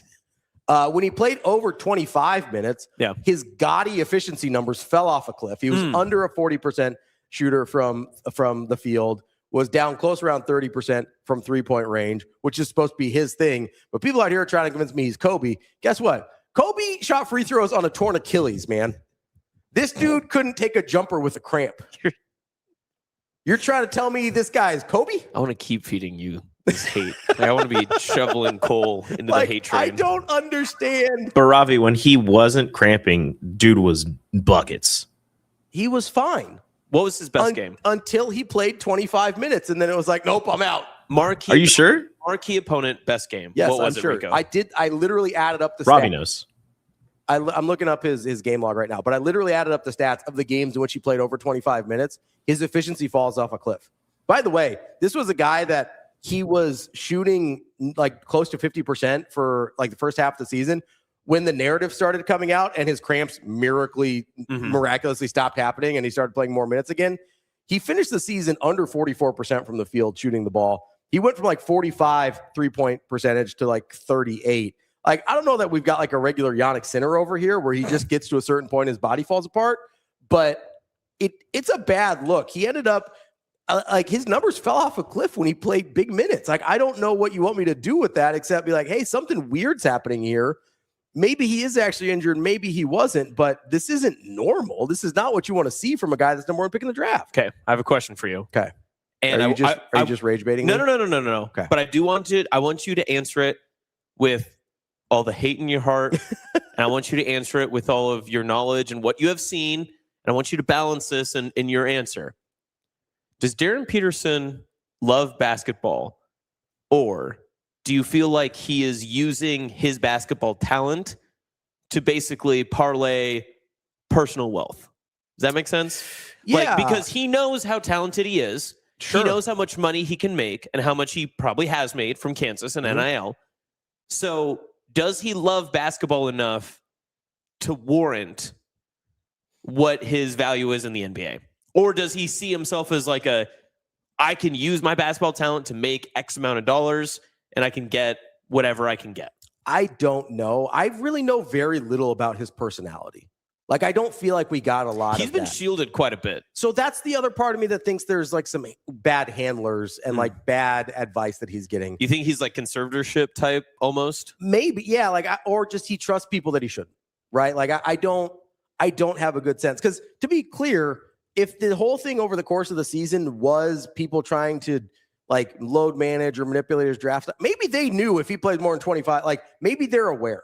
Like if he plays more than 25 minutes, like he just does not have the stamina to keep these numbers up. Maybe they knew that. I don't know. But whatever advice he was getting seems to be pretty bad. And so I think he either trusts the wrong people and honestly, trusting the wrong people is the best case scenario here. Because otherwise there's an actual physical problem where he falls off a cliff when he plays more than 25 minutes, or that he has these chronic cramping issues that he can't seem to figure out. Like, the bad advice is the best case scenario because you can get rid of those people. Like, I don't know if you've known people that have like chronic athletic cramping, but like that doesn't usually go away. That's usually a problem for a lot of their life or a lot of their like athletic endeavors. And so like you look at this and I really don't know much about him as a person. I have no idea. I will say most guys that really love to play basketball play a lot more basketball than he does. Yeah. That's the only thing I know for sure. And maybe he's just young and immature. I don't know, but that's not a risk I'm taking with the number one pick. Yeah. And no, honestly, I agree with you. Yeah. Honestly, I'm not taking Devonta with the number one pick either. He's probably my number two. I'm going with the guy that I know is going to play his ass off all the time. And that's Caleb Wilson. I would take Caleb Wilson with the number one overall pick. But do you want somebody who's actually good at basketball or somebody who's going to put butts in seats if you're Washington? At this point, Listen, you've traded for Trae Young. You've traded for Anthony Davis. You need somebody that's going to be good at basketball. Because you know what puts butts in seats? Winning. Yeah. And also, none of those three guys have the highest of profile names. Like Darryn Peterson isn't going to be like Washington is. But AJ Devonta has been talked about for. Yeah, but he's not like Cooper Flag. Yeah. Like he's no. But I don't think there's a guy in this draft that like is so famous that he changes the trajectory of your attendance and. Well, there's profile. one. Yeah. Who? This is closer to a Markelle Fultz type draft where it's like there's Tatum. Yeah, like where there's good prospects. Yeah, good prospects, but you got to draft the right dude so you can win. Yeah. It's rink All masked. the other stuff is extra. What's that? It's rink masked. Get out of here.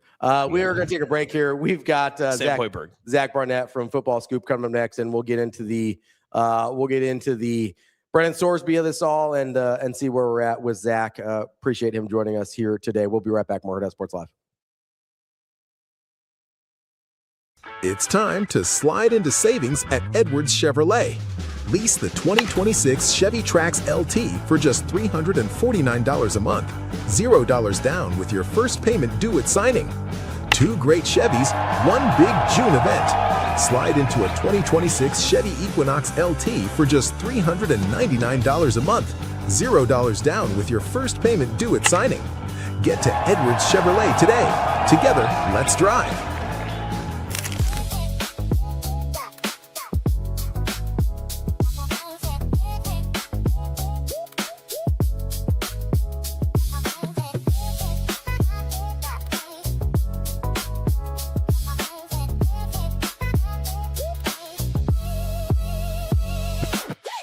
Everybody's really nice to you in Omaha. They give you brunches. All the media talks to them. They're like, all these different people. Great job. You're awesome. Well, I think for a second they thought they were more awesome than they were. So we had to bring them back to remember that their edge that I've alluded to many times is why they're here. And I don't care that we're in front of 24,013 people. Thank you. And we are who we are. And we're fighters and we're killers and we're going to get after it. And whatever that was in the first inning is non-representative of what the power T is. And we're going to be better and we're going to get after it. And that's what the guys did. And that's that. While I'm the one that had to yell at them, it's all credit to the players. They're the ones that put the information into action and they did it. And I definitely can't say what I said because it was not good.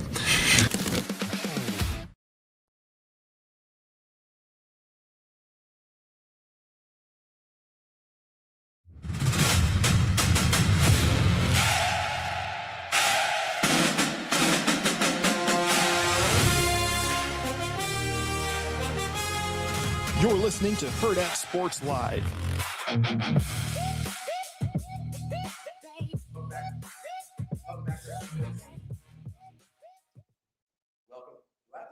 Is the mic on? Is Ravi's mic on, Shane? Shane, is Ravi's mic on? Welcome back. There we go. Welcome back. Hurrdat Sports Live, presented by Next Gen Mayo Medical. We've got Zach BARNETT here from footballscoop.com joining us. Zach, how are you doing this morning? We appreciate you. Doing good. Thank y'all for having me. Yeah, absolutely. So this was really fortunate timing. We reached out to you before anything happened last night about the Brendan Sorsby of it all. And so the timing worked out here. Just as you're kind of going through this, I was reading either a Twitter post or an article. I think it was an article that you wrote yesterday on footballscoop.com about the Big 12 lawsuit that was coming through. How much do you think the timing of that had to do with the timing of the Brendan Sorsby decision to, quote unquote, mutually part ways? I think it was 100% of why this is happening right now. The Brendan Sorsby met with the Texas Tech Board of Regents on Sunday to kind of map out their plan moving forward. But the Big 12, unbeknownst to them, filed a lawsuit, or their law firm that they hired filed a lawsuit on their behalf, or made a legal filing, not quite a lawsuit, at 1 a.m. early Monday morning. And so the Big 12 Commissioner Brett Yormark informed Texas Tech's President Lawrence Chovanec of that early Monday morning. And obviously that changed Texas Tech's calculations and Brendan Sorsby's calculations.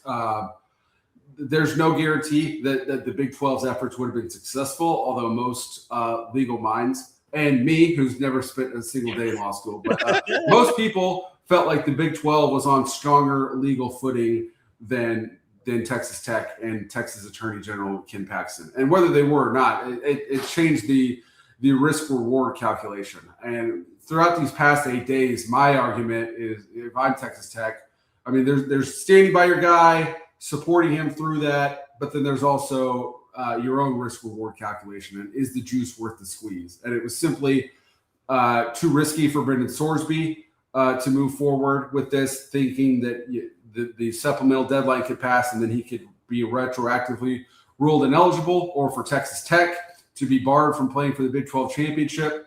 At that point, the one player became bigger than the program. And I think Texas Tech misplayed this from the start, but I in reality, I think the way this ended was kind of a win-win for them, because now Texas Tech can circle the wagons, tell themselves they didn't do anything wrong, they didn't break any rules, which is true in the most technical sense, and convince themselves that the world's out to get them and try and go win a Big 12 championship. So there's a few things I want to get to there. The first that I want to, though, is the Big 12's legal standing. And to your sort of knowledge and who you've talked to, the part that I was trying to figure out of why this would go the Big 12's way, like, what have you been able to learn about why people felt like the Big 12 was on better legal standing than Texas Tech was? Well, because in Texas law, and I assume most places, but from my understanding, is Texas law, you cede authority to the Big 12. Like the Big 12 and every other conference has the ability to pass more restrictive laws than the NCAA does. It's the same principle when I was going to private school that said that we were allowed to make you guys wear school uniforms where the public school kids don't have to. It's a higher bar, and you agree to that. And the Big 12 brought out precedent when they sanctioned Baylor for the Art Briles fiasco nearly a decade ago. The Big 12 fined Baylor around $14 million, which they ended up returning. But at that time, Texas Tech signed on, issued no objections that, yes, we as Big 12 members see the conference authority we have the ability to sanction one of our members if enough of us agree to do so. And then now to turn around and say, well, actually, you guys don't have that authority because it's our turn in the barrel. That wasn't going to hold sway in court. The other part of this that the risk reward calculation you were talking about with Texas Tech, in your mind, how much of that was the financial part? Because they said they're not asking Sorsby to return any money. Like, how much of that was a financial investment calculation versus what they actually have on their roster to try and go out and win football games without Brendan Sorsby?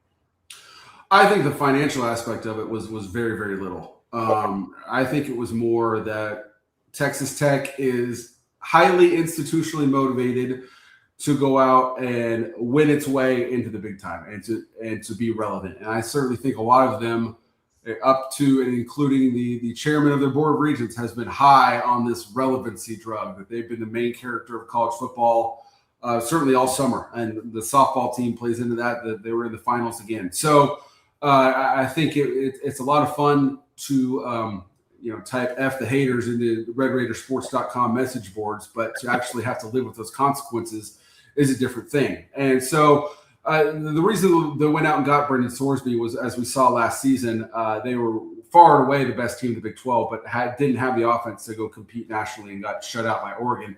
Brendan Sorsby was going to take this team, in theory, from a Big 12 contender to a national title contender. That's going to dial back with Will Hammond, a guy who doesn't have his experience and is also coming off of an ACL tear. That's the whole reason Brendan Sorsby was in Lubbock to begin with. But I think Texas Tech people are probably okay with not competing for a national championship, because now they are taking their ire out on the Big 12, and they firmly believe that they're going to be thrown in the end zone up 40 in every single fourth quarter. And maybe they will, because my point on all this was you're still the Big 12 favorites, even with Will Hammond, with none of the baggage. So now they can pursue a Big 12 championship fully with peace of mind that the black cloud over Lubbock, Texas has moved on, and they're free to go take their anger out on their conference mates. Zach, I'm curious your thoughts, because just how you're framing this, and you talk about like Texas Tech circling the wagons for this upcoming season. But do you think that even with this result that we just had over the past 12, 16 hours or so, is this a label that Texas Tech is going to be able to shed in future recruitments or future transfer portals, or just in general when it's trying to work with other entities in college football and college sports? I think, when you're talking recruiting, portal, I think Texas Tech is going to say, hey, we are going to support you the heck out of you, and we take care of our own, and we're going to pay you really well. And then Red Raider Nation is going to embrace you. Look at what we did for a guy who never even played for us. And I'm sure that will play well for them. How it will work moving forward is a bigger question. We saw Michigan cancel a volleyball match with Texas Tech moving forward. Is there going to be an announcement on Big Ten letterhead that says, Texas Tech, you'll see us in hell before you see us on a volleyball court? I doubt it. But, USC was rumored to be close to a major home-and-home with Texas Tech in football. I doubt that happens now, because if you can play Texas Tech or you can play someone else, you're probably going to choose to play someone else. So I think a lot of that tenor will dissipate moving forward, because now everyone will move on from this, and it won't be a cloud that's hanging over the entire football season. Texas Tech is going to revel in the outlaw, the disruptor moniker, and will the rest of college football forgive and forget? Remains to be seen. So, Zach, when you look at sort of the way Texas Tech handled this, talking about their reputation throughout college sports, do you think they've, like, outside of the Brendan Sorsby of it all, do you think they've done damage to themselves, and just whether it's conferences, other schools, have just been like, we just don't want to deal with somebody that operates this way? Like, we don't feel like this is a, because like if they had allowed Brendan Sorsby to play, like, that's a pretty like bad faith, in my opinion, thing to do for the good of college sports. Do you think that's seen that way in terms of their athletic department as a whole now, or was it more Brendan Sorsby specific? Yeah, I think the Occam's razor explanation of all this is they never expected Brendan Sorsby to win that injunction. And so he asked for their support in their lawsuit, and it was the answer was yes, with the tone of, yeah, go right ahead. You have no chance of winning, so this is going to cost us nothing. And they didn't, I don't think, took the time to think through the implications of, all right, what if he wins and we try to support a guy who clearly broke all sorts of NCAA rules and get him on the field. And they did not think through the Newton's third law of every action has an equal and opposite reaction. They did not think through that at all. And you can tell from the fact that there are four main principles involved that gave public answers on this. None of their answers really, a lot of those answers that they gave, the justifications they gave, were in conflict with one another. You had Joey McGuire and Kirby Hocutt say, hey guys, we never said he was actually going to play. But then you had Cody Campbell saying, of course he's going to play. Why wouldn't he play? He has to play. So they clearly did not stick to a game plan. And then so that's the micro of this. The macro of this is everyone in college sports is making moves. This is the reason why North Carolina hired Bill Belichick, is that most people think at the end of this decade there's going to be some sort of earthquake where the top 25 to 40 brands are going to split off and form an officially professional college football league. And Texas Tech wants to be a part of that and was well on their way to elbowing their way into the big boy table. And are these the Ohio States, the Georgias, the real powers in the room? Are they going to say, yeah, Texas Tech, you can come join the club? I don't know. It remains to be seen. And then the other thing is Cody Campbell, obviously his pet project is to get his bill written into law. And I think his association and is probably hurting that bill because it's clearly when push meets shove, he sides with Texas Tech over the good of college athletics. And in his mind, he's saying, guys, I'm lighting the house on fire so that we can rebuild it. But I don't think anyone is obligated to join him in that fantasy. And if I'm a senator from the state of Georgia or the state of Nebraska and Cody Campbell has threatened to sue my state university for not playing them, I'm not inclined to work with him on Capitol Hill. That's so interesting. That's just the Cody Campbell of it all too. I mean, you can already see like the Netflix documentary, like just being written and like pieced together from this too. Zach, I want to ask you just about the football sense, but I know you talked about Big 12 and obviously Texas Tech. You still feel like they are the favorite in the conference. But as wacky as that conference has been, how much closer do the other teams now get in closing that gap with the Red Raiders? Yeah, I mean, I think BYU is the team that I have circled that's most likely to beat them. And I think if Will Hammond plays pretty good football, then Texas Tech is still your clear favorite. But that's a massive question because he was a redshirt freshman last season that quarterbacked them to their big win at Utah on the road, but then struggled after that because he was a backup redshirt freshman. And so Texas Tech is going to have to count on him taking a leap forward, maybe not a massive leap forward, but a leap forward nonetheless, while having not taken any live reps and been hit and anything like that while coming off of an ACL tear. So he's walking around Lubbock right now without a boot or anything like that. Like if you didn't know him, you wouldn't know that he was injured. But to think that he can hit the ground running, I mean, that immediately and play really good football remains to be seen. And so how Texas Tech handles them once camp opens in August is going to be really interesting because you have two games that any one of the three of us could probably quarterback them to a win to. But then that Friday night game at Houston is going to be an enormous game for both teams and a very emotional game. And he's going to probably need to play well for Texas Tech to win that game because Houston's a really good team. Zach, you don't know this about me, but you give me a junior-sized football and I can really sling it. I do want to talk about the football part of this from Brendan Sorsby's point of view, though, because obviously he's trying to get into the supplemental draft and have his opportunity there. Like, you obviously watch a ton of college football. Like, what do you think about him as an actual NFL prospect? Because that's part of this that I'm having a hard time like wrapping my mind around, even without the scandal attached to him, just what teams view him as a prospect, as a quarterback. That's a really interesting question. I mean, there were a lot of scouts, a lot of coaches believe he's a really good player and think if he pursued the NFL draft after last season, that he would have been in the conversation at least to be a first-round pick. And so if he's able to get into the supplemental draft which he's going to have to do some legal maneuvering that I have no doubt will be successful. But so once he gets into the supplemental draft, on the one hand, it's going to be really good value to get him with the second or third round pick in theory. But then if you're a quarterback needy team, you have to think, all right, is our draft dollar best spent taking this guy at a bargain, or do we roll the dice and wait for a Dante Moore, an Arch Manning, a Lenore Sellers, take your pick in the first round next season for a guy who did not go through any sort of real offseason, has been in inpatient therapy, so he's probably not going to be ready to play as a rookie. And oh, by the way, has admitted to a gambling addiction that everyone in red and black has told us is an extremely serious thing. Like Joey McGuire said that there's no guarantee that Brendan Sorsby would even be ready to play come that Houston game September 19th. So if you're Brendan Sorsby to play for Texas Tech, you're incentivized to say, guys, this is a really serious issue. I'm going to need months and months of therapy to get over this. But now you're incentivized to say, it's all behind me. It's not that big a deal. Please draft me. All right, Zach. So just in the football sense of it too, just because I'm curious your thoughts just on Hammond, Sorsby, and McGuire's kind of relationship there too.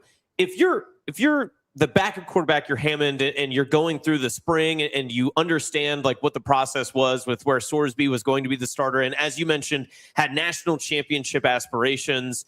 But how do you feel? Obviously, you're granted kind of a new slate. You have some time to kind of work mental maneuvering and get ready for this next step. But is there any part of McGuire that, being the head coach, and you kind of look at, okay, what else can we do to kind of help out our quarterback situation?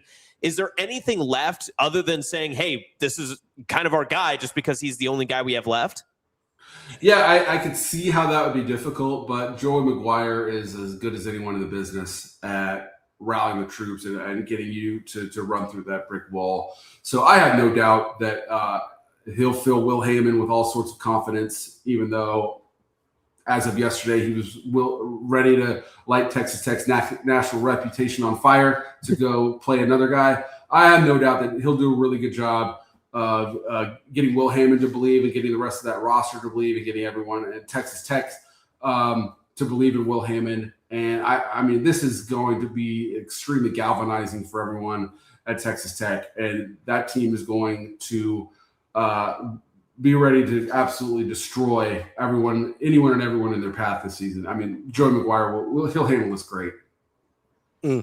Zach, there's kind of been an interesting phenomenon, and I think I've seen, I obviously see you on Twitter and interacting with people a lot. Like, there seems to be this really interesting phenomenon where Texas Tech fans don't really seem to understand that if this was happening at literally any other school, they'd feel the same way the rest of us feel in this situation. Have you seen very many Texas Tech fans just sort of publicly be out there and just be like, yeah, I don't really love this. I didn't want Brendan Sorsby to play. I think to a man, every single one of them would say, yeah, I don't understand this. I don't agree with this ruling. And to a man, every one of them will, now that this is over, will say, all right, I'm glad this is over. Let's move on. Cooler heads prevailed. But within that time, I mean, again, this was to see their school become a punching bag. It was a all-time circle the moments thing. And we can all sit there from the outside and say, you guys are not seeing this clearly. And if this was Wake Forest, you would be on the side of the rest of us. But because it's your alma mater, the school you support, you just can't see clearly. I mean, that's why we all have jobs. That's why we like sports and specifically college football so much. So I don't fault them for that. But I think before 8 days ago and moving forward, they're like, yeah, okay, yeah, he probably shouldn't play. And we're fine with that. Let's put this behind us and move on. But in the meantime, they're seeing their leaders say, here's what we're doing. We've done nothing wrong. We've broken no laws. We've broken no rules. And said, okay, well, then why is everyone so mad at us? I mean, he didn't play. He didn't play because it's June. And if this had happened in September, you guys would be doing everything you can to put him on the field. But I mean, it's college sports. You take the good with the crazy. All right, Zach, I guess this is maybe not the right time to ask this question since it is so fresh, but especially, I'm more curious from the Big 12's perspective, and maybe you could even lump the NCAA, although we've kind of found them to be powerless and kind of what occurred through the past week and a half, like you've mentioned. But you mentioned the Big 12 kind of gets helped with the precedents that they were able to go back and be able to say, well, Texas Tech voted on this situation, so this is what applies to you.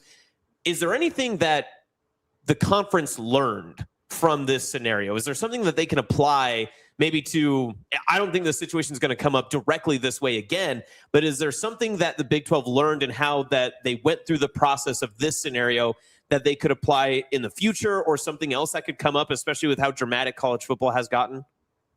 Yeah, I think we've seen that the NCAA is very weak in terms of its ability to enforce its own rules, because it's a national organization, yada, yada, yada. But I think we've seen a couple of examples where conferences and the fact that these universities are volunteering to be a part of this organization and agree to certain things and agree to be within that conference. I think we've seen that conferences have more power of the pen than probably anyone imagined they did 5-10 years ago. So I'm thinking back to just from January, the fiasco in Washington, where Damon Williams was clearly tampered into the portal, and lots of guys are tampered with, but to an extreme and flagrant degree by LSU. But the revenue share agreement that he signed that was drafted by the Big Ten that Washington copied and pasted to put their own letterhead on, that was durable legally. And his reputation was like, yeah, man, you're going to have to stay at Washington, or LSU, you're not going to make any money at LSU. And he stayed at Washington. The Texas Tech situation, the Big 12's ability to enforce its own rules is pretty strong. So I think in the absence of national legislation, and maybe this bill passes, maybe it doesn't, but I think you could see momentum towards, hey, we have the ability to write our own rules here. So why don't we say, hey, all of our members, let's quit running to our hometown judges and quit suing to play guys who gambled or 6th and 7th year players. Maybe we have the ability to do that. Last one for me here, Zach. You mentioned the legislation that's kind of currently being proposed and the hurdles it might face with someone like Cody Campbell attached to it. Do you think some version of that legislation or something like it gets passed sometime in the near future? Because it seems like that's the only way forward if the NCAA is to have any kind of teeth at all. Oh man, that's the $1 million question. You have so many different constituencies involved in this. We saw the House version, the SCORE Act, basically died because the Congressional Black Caucus said that they are urging their members to not vote for it because of the redistricting in certain SEC states. So there's a million different things that could kill this thing in utero. So if I had to bet, I would say no.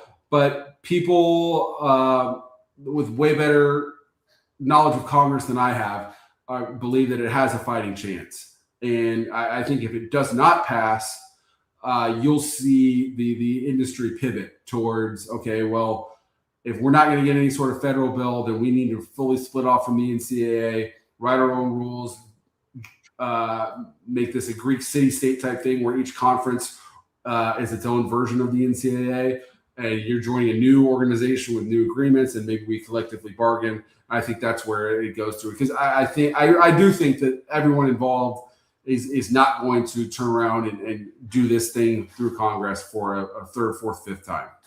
That is Zach Barnett from Football Scoop. Zach, appreciate the time. Great stuff there, and hope you have a good rest of the day. Sounds good. Thank you.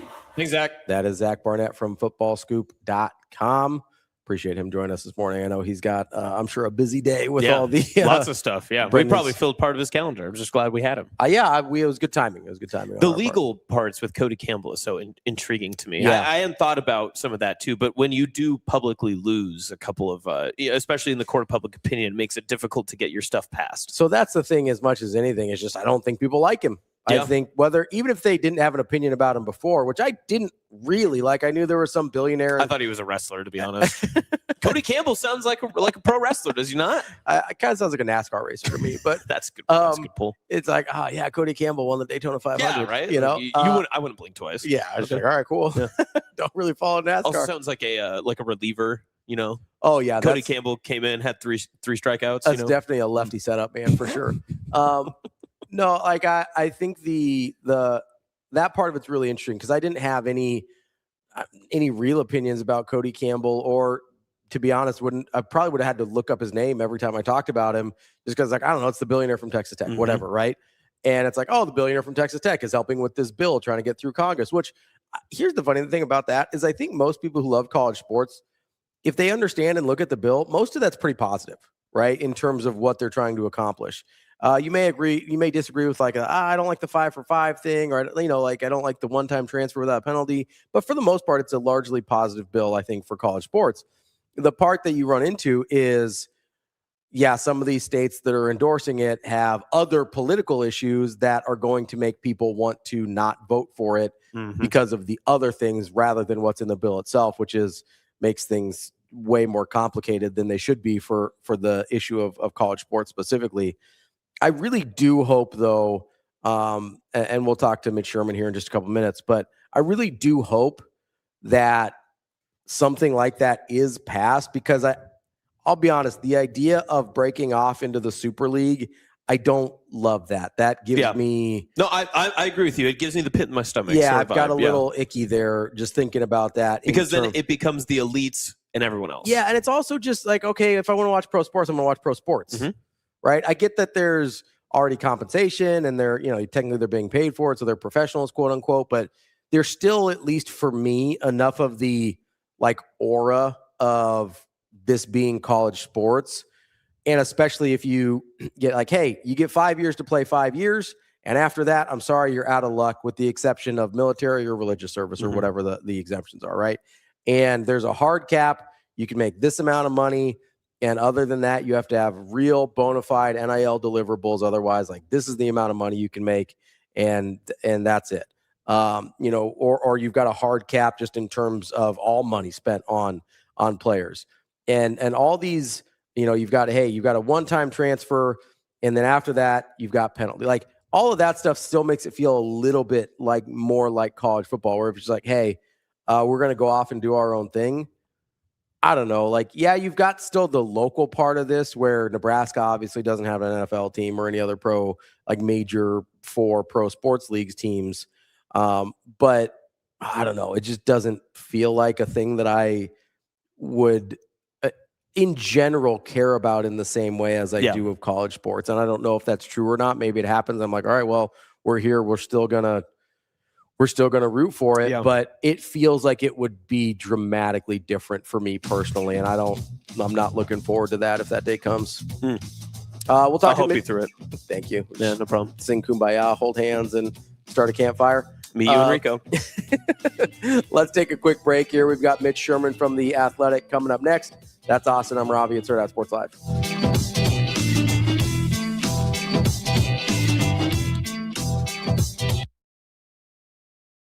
It's time to slide into savings at Edwards Nissan. Lease the 2026 Nissan Rogue Platinum starting at $379 a month, a platinum lease worth driving home.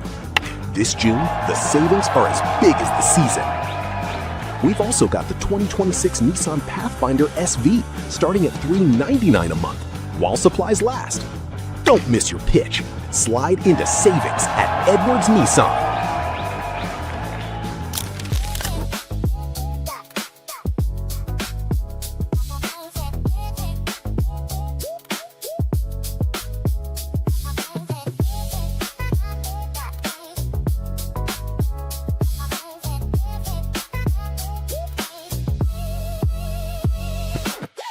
What has this kind of been like, just returning back to Nebraska, and especially just having a camp and making it focus here in Omaha? It's always a blast coming back to Nebraska. I mean, these girls are so fun to coach, and I've coached at a lot of places, and it's just so much fun. The energy these girls bring is just so cute, and it's just they're always wanting to learn. They're super coachable, and it's just really fun to just bring the beach volleyball to Nebraska, and indoor as well. What is it for you that makes you want to give back to some of the youth and just continue this? Because you mentioned it's not just here in Nebraska, but you've been able to kind of do it in different places.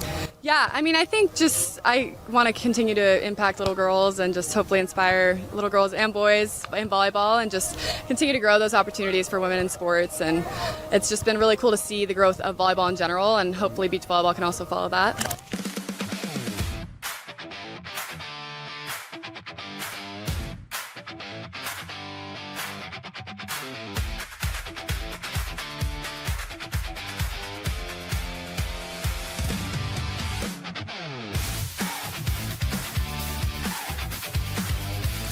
That's a 10 out of 10.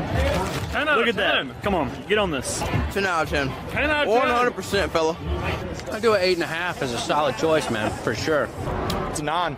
All right. All day. All day, it's a non. Probably a 9. It's really hot, too. I mean, I don't know if I can give it anything besides a 10. I'm going to give it a 9.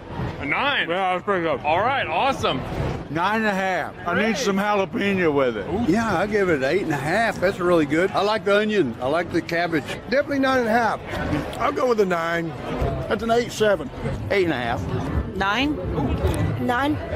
Probably a 7. A 9. A 9? Yeah. All right. I would give it a solid 8. 8.2. Good ratio to bread and filling as well. Maybe 7.5 out of 10. Okay. I'll give it 11 if it's good. I'll give it a 10. 100. An 8. An 8 out of 10? Yeah, 8 out of 10. I'd say 7. 7 out of 10? Yeah, like an 8.5. The bread's like really mushy. Other than that, it's really good. I give it an 8. And if we added potatoes? It'd be a 10. It'd be a 10.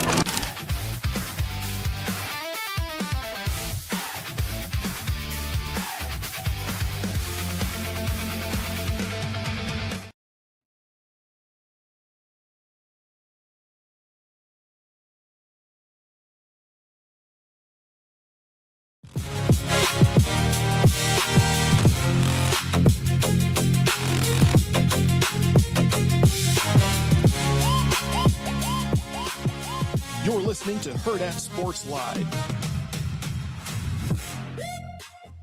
Welcome back, Hurrdat Sports Live. That's Austin. I'm Ravi here at Hurrdat Sports HQ. We are joined now by Mitch Sherman from The Athletic. Mitch, how are we doing this morning? Doing great. How are you guys? Doing good, Mitch. Can't complain. Pretty good. We've been baseballed out. We got all this great college football news coming out. I mean, how could you not be any happier? It's been a busy sports week, and it's only Tuesday. That is true. You weren't on the Alabama train, were you? You were anti-Roll Tide? For the College World Series? We never had a chance to get on the train. They never had a lead, never had any momentum. I know the Alabama, like the football focused media, and I don't know if the fans are like this, but I heard a lot of grumbling from Alabama contingent, like people who followed them here, just kind of in the sense of like, that's it, that's all you got. Like, baseball is different than football. Like sometimes you just run up against an extremely hot pitcher, like Alabama did on Saturday in the opener, and I think that just took a lot of the juice out of their run. I don't know. I great season for sure. Not that we wanted to talk the whole time about Alabama baseball. Great season for sure, but like I think the path to Omaha was easier for Alabama than most of the teams that got here. Getting to play St. John's. No slight against Big East baseball, but getting to play St. John's in the Super, and maybe that showed in their two games. Mitch, do you find your football, I'll call them biases, but if you don't like that word, I'll allow a different one. Do you find that impacting, like, college baseball has nothing to do with college football, right? But like, do you find your biases against or for certain universities where you're like, I don't really want to see them do well when they get here? I think it's impossible not to like have that. I would maybe take issue with the statement that football doesn't have anything to do with baseball. I mean, fair. Look at the teams who are here. Troy excluded, and North Carolina like has some issues in football. Are we going to get Bill Belichick at the College World Series? I just want his girlfriend. I don't care about Belichick. sure. Better be here. Are they still an item? I honestly haven't heard a lot about that. I feel like a year ago, it was the only thing I heard about. And I mean, I could get nothing but that. But now that we've moved on, we're moving on from Sorsby and college football. Can we get back to the things that are important, like Bill Belichick's girlfriend? Yep. Mm-hmm. I think so. Like, I mean, you look at the teams that were here, especially on that SEC side of the bracket, and it's like, that's the football.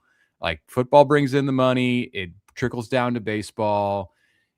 Those two sports, I think, more so than like football and basketball, tend to go together with success. I mean, look at Nebraska has historically, and I realize this year was an outlier, but like historically, Nebraska has like been set up as an athletic department over the last 25 years to try to have success. Like where its investment has been, I think, in comparison to its peers, has been weighted toward football and baseball, and a lot of athletic departments, I think, go in that direction. So. It's easy. Yeah, I think that like a football bias that you might have if you just for whatever reason are sick of Georgia football, maybe you're just tired of it. Like you've seen them too many times. Like get Kirby Smart off my TV, whatever. Like you probably have similar feelings about Georgia baseball. I'm not saying that that's how I feel, but I had that Tim's last night watching the game on television when they kept showing the Stoops like up in the box, and I was like. What are we doing? Like they had nothing to do with what the game is going on right now. And everything to do with it. Yeah, I mean, and that's part of it too. Like if ESPN and other media are like shoving Kirby Smart and Brent Venables down your throat during a college baseball game, then how can you not carry over whatever biases for or against that you might have related to those football programs when it comes to your baseball cheering interest? I don't know. Are we going to get more? Let's see. Today's not going to be a big football heavy day, although Texas and Georgia tonight. Okay, so yeah, we could have. There hasn't been. We've not seen Sark, right? Like, is he going to make it? No, he was on one of the NFL shows, I think, and I don't think they even asked him any baseball questions earlier this week. So yeah, I think he's stayed pretty out of it. But probably Arch Manning's probably going to show up or something. Yeah, yeah. I think the Texas. I was having a conversation about this in the press box the other day when Texas was playing. I think the Texas mindset is like making it to the College World Series is not enough for the people who follow them to get excited. So it's like if they make it to the finals and they have a chance to play for the national championship, then the Texas the posse will come. That's like when their entourage shows up if they make the finals. Like Texas has not yet like actually accomplished anything in the minds of Texas fans. Mitch, you're 100% correct because we've been down in the Village the entire time, and the Texas fans have been nothing but nice and respectful so far. So probably they sent their best first. It's like when you send a messenger of war and you're like, hey, just so you know, like we're coming, and now like the whole contingency will show up later. I'm not looking forward to that next wave of burnt orange. So maybe Georgia has to handle their business tonight. Yeah, I mean, West Virginia is so happy to be in Omaha, and their fans, like, they sent everybody on day one. I mean, McAfee's leading the charge, where Texas is like, let us know if you make it to Friday of the final weekend. I just think it's funny, like, I think Georgia hadn't been here since, like, 2008 or something. It's almost 20 years, and we're still like, we're sick of Georgia. And I'm sure the baseball team's like, what'd we do? We didn't, we just got here, man. Yeah. We haven't even seen the Chuck yet. This is our first time. We just like to hit solo home runs. Why are you holding that against us? They kind of won me over. I wouldn't mind seeing Georgia play some more games. I mean, they're going to play one more, but I wouldn't. Their lineup, even though it was all just solo home runs last night, like their lineup is like must watch TV because you have no idea. There could be a 430-foot home run at any point in the game. Yeah, they hit some absolute rockets. They are like entertainment value. I actually do. If they had any other like logo on their hat, I'd feel a lot better about it. Yeah, but, make them Sanford. Just make them like a different like bulldog, right? Like let's just like alternate a little bit, change it up. Even if it was Georgia Tech, I'd be like, yeah, you go nerds, like that. You know what I mean? Like I'd feel so differently. And then Haynes King shows up. I'm like, great, there's Haynes. What is he doing here? Hey, Mitch, were you on tweet notification for one Shayla Rautenberg yesterday? Sure. I didn't actually set that, but metaphorically speaking, did you like have to like you kept scrolling refreshing? Because I mean, June 15th is a big day for college volleyball, especially just like learning it's so weird like volleyball of all the sports has one of the oddest recruitment like conversations and the way that things get announced. It's very different than what we see, even just like across the aisle from all the male sports that we see. Yeah, it's an interesting. I agree. Football does not follow those rules where everybody gets all the top players get offered on the same day. Volleyball's not alone in that. I know that that's how soccer works. It's a June 15th thing before your junior year or before your senior. It's a junior year. These are 28s that are signing now. Yeah. Yep. But yeah, and I do think there's some other sports that work that way too. But like, yeah, the sports that we like, the mainstream men's sports are not like that. So I don't know why there's different rules in that way for different sports, but whatever, it's a different conversation. I did not have it on tweet notification. I was not refreshing, but I was interested and definitely expecting that there was going to be news from Nebraska volleyball and college volleyball yesterday. I was, not that I have like the top players on, memorized, but I knew about Rautenberg because I watched her mom play. I watched Lisa Reitzma play, and I know that that Shayla is a super dynamic athlete. Saw her in the state tournaments this year, and one of the best athletes going right now in the state of Nebraska in high schools, if not the best. Apologies to Trey Taylor, who hasn't actually taken a snap yet, so we can't really. He's not active, but Shayla gets the crown, and she's the most like exciting athlete in Nebraska high school sports, and she's coming to the Devaney Center in 2028. Yeah, Mitch. So I was trying to think of it yesterday when it all became official. She committed, and we know that she's going to be a Husker. Have we seen a female athlete in the Nebraska high school level that's an in-state recruit going to Nebraska that's kind of had this meteoric rise as large as the character of Shayla Rautenberg has become? The only person, I guess, in recent memory would be Britt Prince is the one that I think of first. But I mean, you mentioned, her mother and kind of how that legacy grew. And obviously when Shayla was a freshman and her name started to come up, everyone kind of put the pieces together where she's been on the different USA teams and everything else. Is there anyone else that kind of comes to mind that you've seen just their stardom rise the way that it became and then eventually becoming a Husker? Well, Jordy Ball, but she had a detour, a 2-year detour. For sure, her in recent years. And I think you can only really categorize this in recent years because we have not followed recruiting in women's sports and high school girls sports even remotely close to the way that it's been, even the change, even the evolution of it between Britt Prince coming out of Elkhorn North. And that got a lot of attention. And she was regionally, if not nationally known. I would say she was nationally known among women's basketball experts.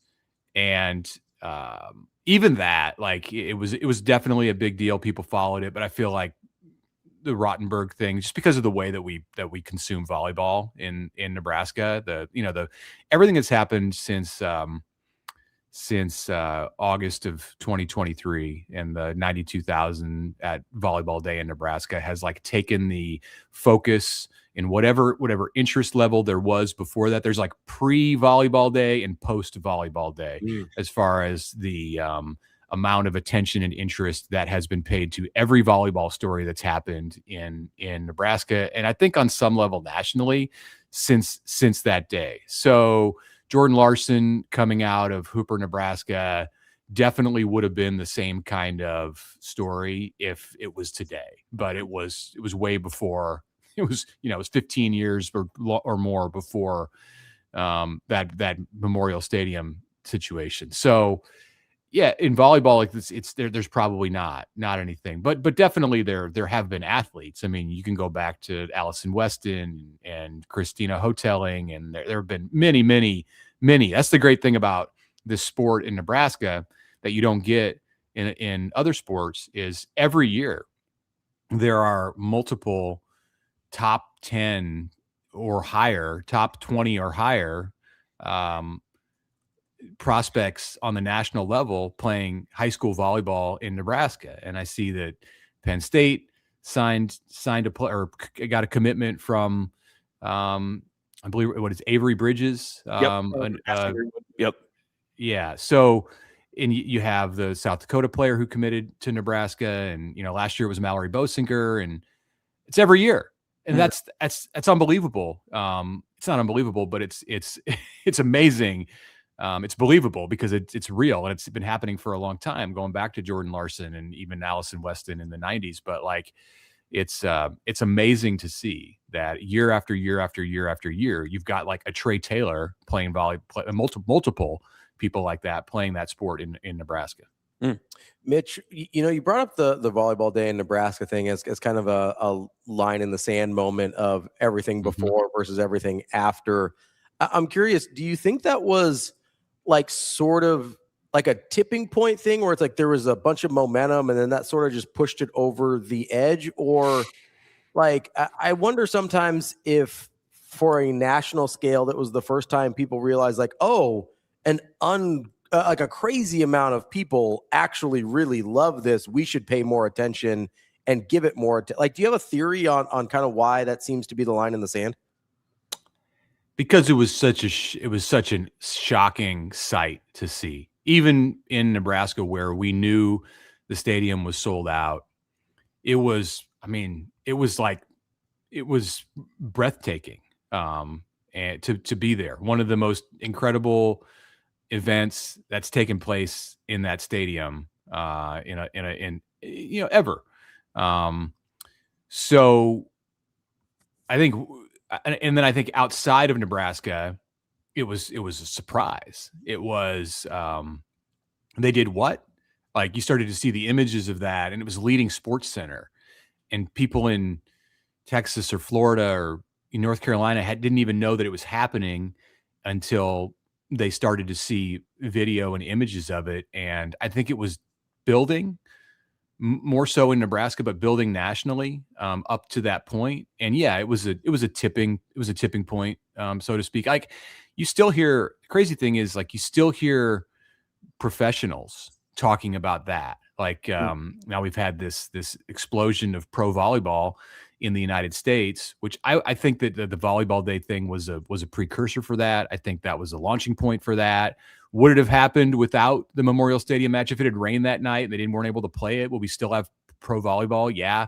Would it be the same? I don't know. I don't know that you would have everybody. I think that there are athletes who were playing internationally or would have did have opportunities to play overseas who wouldn't have had the confidence in like American backing to come do this and play all over the country, if not for having seen that on TV 3 years ago. So, just like it was just an explosion of interest. The morning I was there on that night, and then the morning after, I was flying to Minneapolis for it was Matt Rule's first game as head coach in Nebraska, and I remember I got a call. I was getting called like by the BBC to come on and talk about it.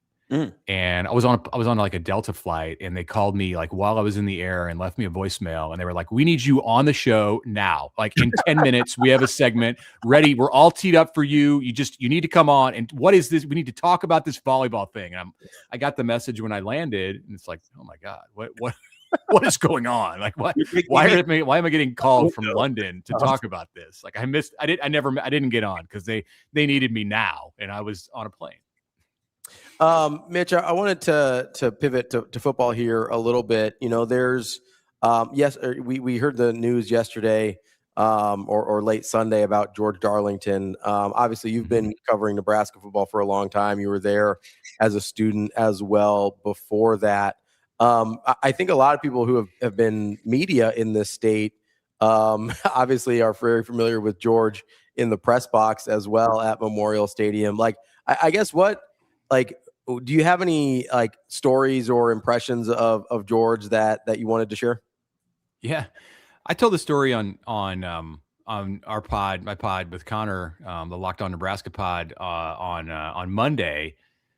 So yeah, I totally agree. Like most of the media in Nebraska know him as the guy who has been sitting in the press box down like in the radio broadcast area for forever, seemingly. I mean, he's been retired for 20 plus years, and most of that time on home games he's spent in the press box, like talking to anyone who wants to come up and chat. It could be about politics, the economy. It could be about social issues. It could be about the weather, or the quarters look that Nebraska was playing in the secondary, or the punt return game. Whatever. And George was like equally adept at talking about all of those things. When I started as a student in the 90s and covered the team, so I was around him for a full decade as a coach. And my first impression, or where I got to know him most, was I found pretty quickly as a young reporter that whatever topic I was writing about, I could go talk to George about it. And it didn't need to be about a defensive player. It definitely didn't need to be about somebody in the secondary where he coached. I could be writing about the receivers, and I'd have a reason to go talk to George, because like he saw those guys in practice. I wouldn't even necessarily need to include him in my story, but he would tell me like what was real. He'd tell me the truth. And you got that from him in his retirement years, where if Nebraska was struggling, which it often was over the last couple of decades, like he'd lay it out there, and he'd be mad, and he'd criticize the coaches. And he was like that as an assistant coach too. That didn't start when he retired. If he was mad about something that Tom Osborne was doing, he would tell you, and he would say, I think we're doing this wrong with the offensive line. And maybe George was wrong, but he was gonna tell you the reason. And that was fantastic. Like it was like truth serum. So I always went to him and found myself like, okay, I can't quote George every single time I write a story about a player, but he always had a connection. Like either the guy was somebody that he recruited, or he played in the secondary, or a secondary player defended him, and there was always reason to talk to him. So that was, he always had time.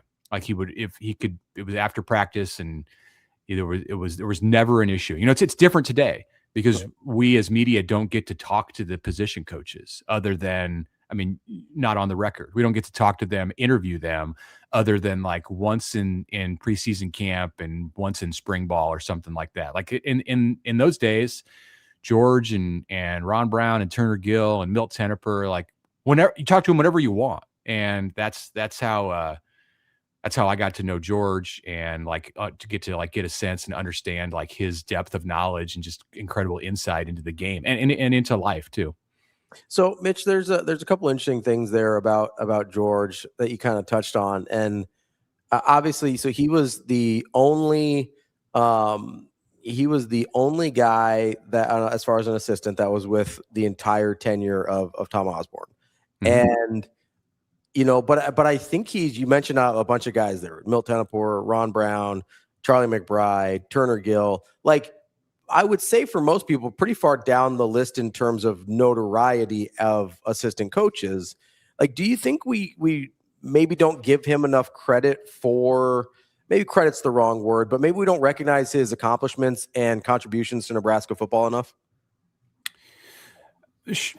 Possibly. Charlie was the D coordinator for most of those years, and after Monty Kiffin and so coordinators just tend to get more acclaim, more blame, more acclaim. And like at the end of McBride's time, they were playing incredible defense. So that's how we remember him. He was an amazing defensive coordinator. He gets a lot of credit.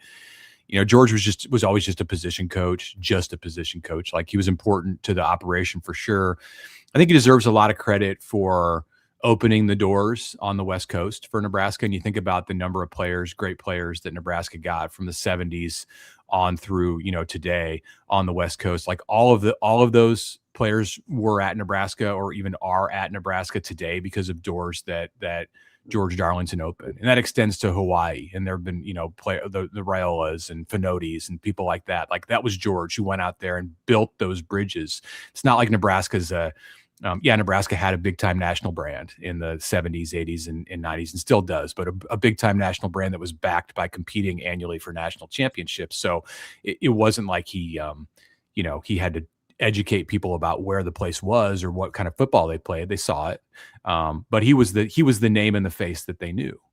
So that's where he deserves a ton of credit, and he with McBride, they revolutionized the Nebraska defense in the 90s when Nebraska changed from playing a defensive system that would get torched annually in bowl games by great quarterbacks and receivers from Miami and Florida State. They went to Tom and said, we have to change the way we play defense. And part of that is recruiting defensive backs who can play man-to-man coverage and press coverage and get up in the face of these Miami receivers and hold their own. Like, are they going to get beat? Sometimes, but like they produced a ton of NFL defensive backs, first round picks, all the way on down and to free agents. And, it's not like George recruited them all, but he coached them all. And he was a major force in instigating the change that led Nebraska to play that kind of defense. So yeah, he should get a lot of credit in all of that. And Mitch, I was just going to say, go ahead. Mitch, just hearing what you're saying, it's kind of parlaying off of exactly what Ravi just asked you, but why is it so important, I guess, just in the framework of Nebraska and Nebraska football and the way that this state operates and the way that there's the emotions towards the football program and its success over, many generations and decades. Why is it important that we share these stories, like the inner workings of what George Darlington meant just on, his relationship with young media members and the way that he communicated in a press box and his relationship with Tom Osborne? Like, there's so many different layers and so many networks to it. Why is it so important that these stories continue to be shared, just from where you sit as a media personality to the people who are listening to the show on a YouTube channel?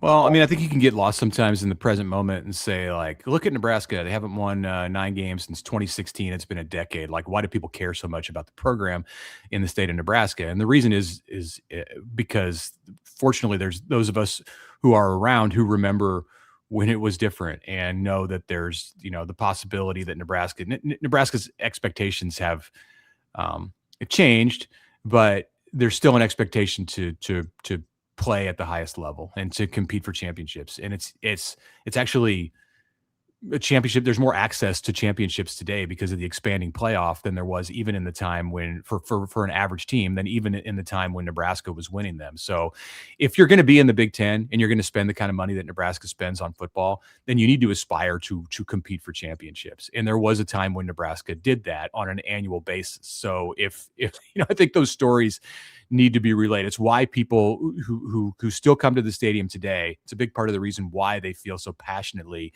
about Nebraska football, because they lived through that and they experienced the time when Nebraska could strive to be at the top. I was just talking this last week to Jeff Makovica, fullback from the mid 90s, 91 to 95, and The Athletic has a series of stories coming out in July about football, college football in the 90s, and about iconic games and players and moments and teams. And I was talking, I won't spoil it, but I was talking with Jeff about one specific story, and he relayed that he'll often hear he has 5 daughters, and he'll often hear from them or his son-in-law or his daughter's boyfriends. They will say to him, "What made you guys so good?"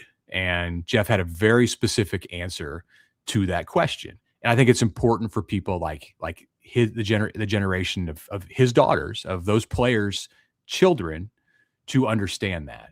Otherwise, you can lose sight of the even the remote possibility of ever getting back to a level that's close to it. Well, we look forward to that series of articles that comes out, and I'm sure we will address what reason Jeff Makovica gave once those came out as little tease.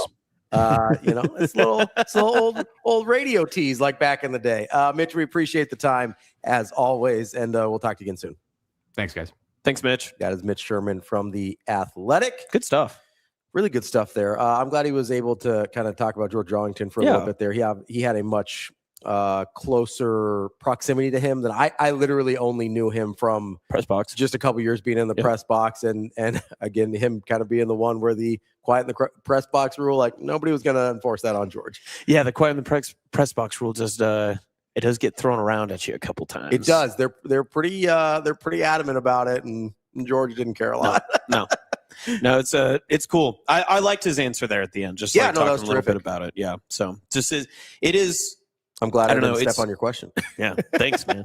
No, it's one of those interesting things, and I know that this is something that obviously like you've probably dealt with a little bit more just because you are, a little bit older than I am. But, my grandparents are getting up in age on both sides. I'm still very lucky to have both sets of my grandparents still here. And it's just so interesting that sometimes we forget that these people who have been through so many things, that have done so many things in their life, like they were once my age and they were once like doing the things that I was doing. And so that's why, I don't know, I felt like it was appropriate just to ask, why is it important to hear that sort of stuff? Because sometimes we get so lost, especially now in the Nebraska football, like hasn't been as great as it was in its dominant run and all that other stuff. And it becomes a punching bag of a joke. And I've made that joke before too. Like I have done that. It's an easy grab bag to be able to say, but there is something about it that sometimes if you don't revel in the success or you don't tell the stories of, things that have happened, that have been well, and things that, you share smiles and stories and things. Like I ask my dad all the time, when Nebraska was in my like middle school, high school days, when it was Bo Pelini and stuff, and they went to Big Ten championship games and that sort of stuff, I remember asking him, he was like, I just remember that feeling. He's like, I'm still like waiting for that feeling to come back. And, obviously the past few years hasn't been that way, but I went to the Colorado game with them when it was 28-3, like at half and all that good stuff, or 28-0, whatever the score ended up being a couple of years ago. And I remember after the game, I called my dad and he was like, that was as close as it's been for a long time. He was like, it was the stadium, it was the environment, it was the game, it was the way that they played, it was who they played. He was like, I kind of felt like I was back being a kid watching the game with my dad. And just hearing that type of story is just like, it almost gets me like emotional. Cause it's why we watch, right? It's why I'm eternally optimistic about the football program. It's not just a Matt Rule thing. It's not anything specific about this team or this era or this coaching staff or whatever, although I like a lot of those things. It's that my first experience with Nebraska football, I know this isn't true for a lot of people because of just whatever age they were and started watching, but my first experience with Nebraska football is not disappointment. It is like elation, just pure joy, because I started watching football in 1994, right? Like I started watching. So good time to get in. Yeah, 94, 95, 96 was the first disappointment I experienced as a Nebraska fan. And that was after 2 straight national championships. So it hits different than if the first thing you experience is disappointment. And then right after 96, back into 97, and you're good to go again. All the way through even the Frank Solich era, you didn't really feel like what's going on until 2002. When they have that 7-7 season, the year after Eric Crouch graduates, and a lot of the TO guys are finally gone, and you're like, oh, what's going on? That's when the winning season streak snapped and all that. And a couple years later, when Callahan comes in, like that's when the bowl streak snaps, and you're just like, wait a second, like that's 10 years in almost. At least, it's 10 years into my fandom at that point, and that's the first time you're like, whoa, what the hell's going on here, right? And so I do feel for people. I talked to Avery a lot about this, and I think it was in the press box actually before the game, because you get there a few hours early and you're just chatting about stuff and watching other games. And she's like, yeah, like my glory days for Nebraska football is the Pelini era, and like my heart broke for a little bit. I was like, oh, it gets so much better than that. I know. And I've talked to people around here at the office. I'm like, you guys have no idea how awesome it is around to live in the state of Nebraska when Nebraska's good again, right? Like when Nebraska is at this national relevance level, you guys have no idea how fun it is to be from and in this state. Yeah. And that's why. And also just to give you an even more inner glimpse of that too, and maybe you and Avery have discussed this a little bit, I've never been at a point in my Husker fandom that I can remember there wasn't contention of some sort. Sure. Because as much as Pelini was winning, there were like there were a lot of contingent of there were people a that lot didn't of like people him. that were like, I don't like how he's winning. And then we I didn't obviously like how he carried himself. Yeah, Like, obviously the Riley era was not what anyone wanted it to be. The Frost era, the Frost era at the very beginning, basically the hiring, the process, like the honeymoon phase, was the most unified I have been as a Husker fan. So the funniest part about that is you're right. That's the time where it was like, oh, everybody's on the same page, which is the hire that, like, even the people that were like a little hesitant because you only had a couple years of head coaching experience, stuff like that, were still on board, right? There was really no one that I remember just being like, I'm out from the start. Like, I don't remember that being a thing. If it was an incredibly small minority. But then he starts 0-6. Yeah. Right? Like even then it was so quickly like, oh, what the hell? Like the one thing that united everyone went off the rails immediately. And you're just like, what this was supposed to be. And, we kind of rallied and the end of the season, 4 wins out of 6 games. And, you play that Ohio State game that's super close. And you're like, all right, here we go. And the next year happens and you're like, oh God, like it went away so fast. You had basically one off season of everybody's on the same page. Right. Even when Rule got hired, there were people that, didn't love the Rule hiring. They're like, oh, he's coming off a failure in Carolina. And, they point to the top 25 record and whatever else. And you're just like, so you didn't even get that. You didn't even really get the honeymoon phase with Rule. And man, it is just, you're right. Like that is a huge difference in this because I was a kid, so I don't remember all the ins and outs of what was being talked about, but I don't remember contention in the fan base until like 2000 and about 2002 when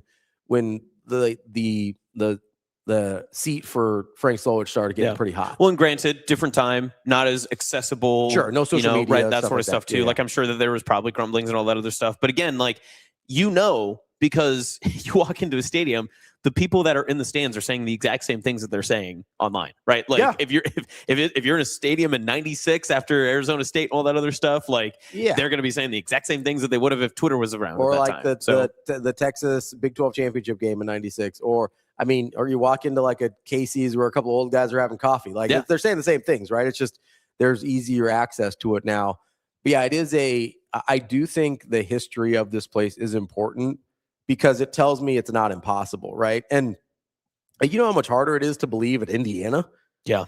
Right? Now, that comes with some advantages because you don't have expectations. You don't have people that think they know how it should go. And Curt Cignetti's kind of free to do whatever Curt Cignetti But there are some people that have been with that ride forever. Like throughout the entirety that they've always shown up for whatever reason, who knows for whatever reason. But they've been there through the entire ride and this is their peak. And they deserve that celebration, right? Like the core of my sports fandom is growing up with Nebraska football at its peak.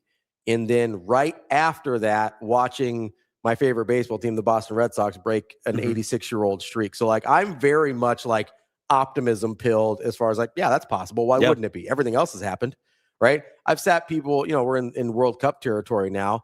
I remember telling people years ago, I was like, yeah, why wouldn't I think that eventually the U.S. could win a World Cup? I get it's an uphill battle, but you look at the resources the U.S. has compared to some, like, do you think the Netherlands doesn't believe they can win a World Cup? Yeah. And the resources, like, are way different between a country like the Netherlands and the country like the U.S. I get that it may not be a priority in the U.S., but again, if it ever does become one, you get a situation where you're like, oh, no, this team could be one of the best teams in the world. Like, that's how I view things because that's how I grew up. Like, yeah, I grew up in a place where Nebraska was the best football team of all time. Like 95 Nebraska is the best football team that's ever existed. Like I'll die on that hill. Like why would I ever believe that that's not possible again? Maybe not best football team of all time, but yeah, they can make the playoff. What are we talking about? Right. Yeah. Or that it's not possible for New York to get a world championship in something other than baseball. Yeah, exactly. Yeah. We got Rico Nick over here. Nick Rico. I was listening to a podcast the other day, and one of the hosts is also a huge Knicks fan, and he was a kid when the Knicks won their first title, and he remembers his dad telling him in that time, or not his first time. I think it was the last one was, like 1970, whatever. And he remembers his dad telling him, he was like, savor this moment and really take it in, because you never know when it's going to come again. Yeah. And of course, then they had this long drought, and he had this great story to share that he and his daughter watched the game 5 together. And as the clock is ticking down, he was able to like tell his daughter, he was like, soak it in because you never know when this is going to happen again. And I think that's one thing And obviously, you know, when we start this show up again tomorrow, there's going to be people that are like in the chat. I'll probably, you know, change my tune. I'll get frustrated during the season, all that sort of stuff, right? Yeah. But there is something to say about like the George Darlington of like the mini stories of like hearing all that and, you know, hearing the successes of people and the inner workings of like their relationships and whatnot. Sometimes I think we just need to celebrate those successes. And maybe that's one thing that maybe that's a microcosm of what the season's going to come, because I believe that. I think that this is like a much better team than the past iterations that we've seen under Matt Rule and that sort of stuff. But if we can't celebrate those little successes and we choose to be pessimistic and negative the entirety of whatever the season is to come, I think that we are going to struggle just because it just in like the mental load that will carry. Yeah. Yeah, certainly. So is it kind of like when I told my brother that in 19, Savor the Tampa Bay Stanley Cup victory? Well, they had a decent run there after that, didn't they? They kept going to final. They won it again the next year. Oh, okay, fair, yeah. Yeah, so they went to a couple finals. Yeah. That's a good move, though, Shane. Always been. Yeah, I said, savor it. It may never ever happen again, and then it did the next year. Yeah. All right, that's the show for today. Look at that. We'll be back here tomorrow. Austin and I will be right here at Hurrdat Sports headquarters. We'll have lots to talk about, whether it's College World Series or I think we might get into a little hockey. We've been efforting a hockey guest. We haven't ignored that Carolina won the Stanley Cup. Working on it, trying to get it. I saw Carolina Hurricane fans in the Village yesterday. Yeah. Didn't want to talk to me. I literally was like, hey, can I grab you just, whatever? And they're just like, we're focused on today. You don't even play today. We're moving on to Seattle. That's what I said. Moving on to Seattle. Whatever. It's 0-0. I guess. 0-0. It's like, hey, we won it. We're focused on 2027. Come on, man. All right, what are we doing? Get out of here. Celebrate for one day. That's Austin. I'm Ravi. We'll be back tomorrow. More Hurrdat Sports Live. See you. Have a good day. Love you.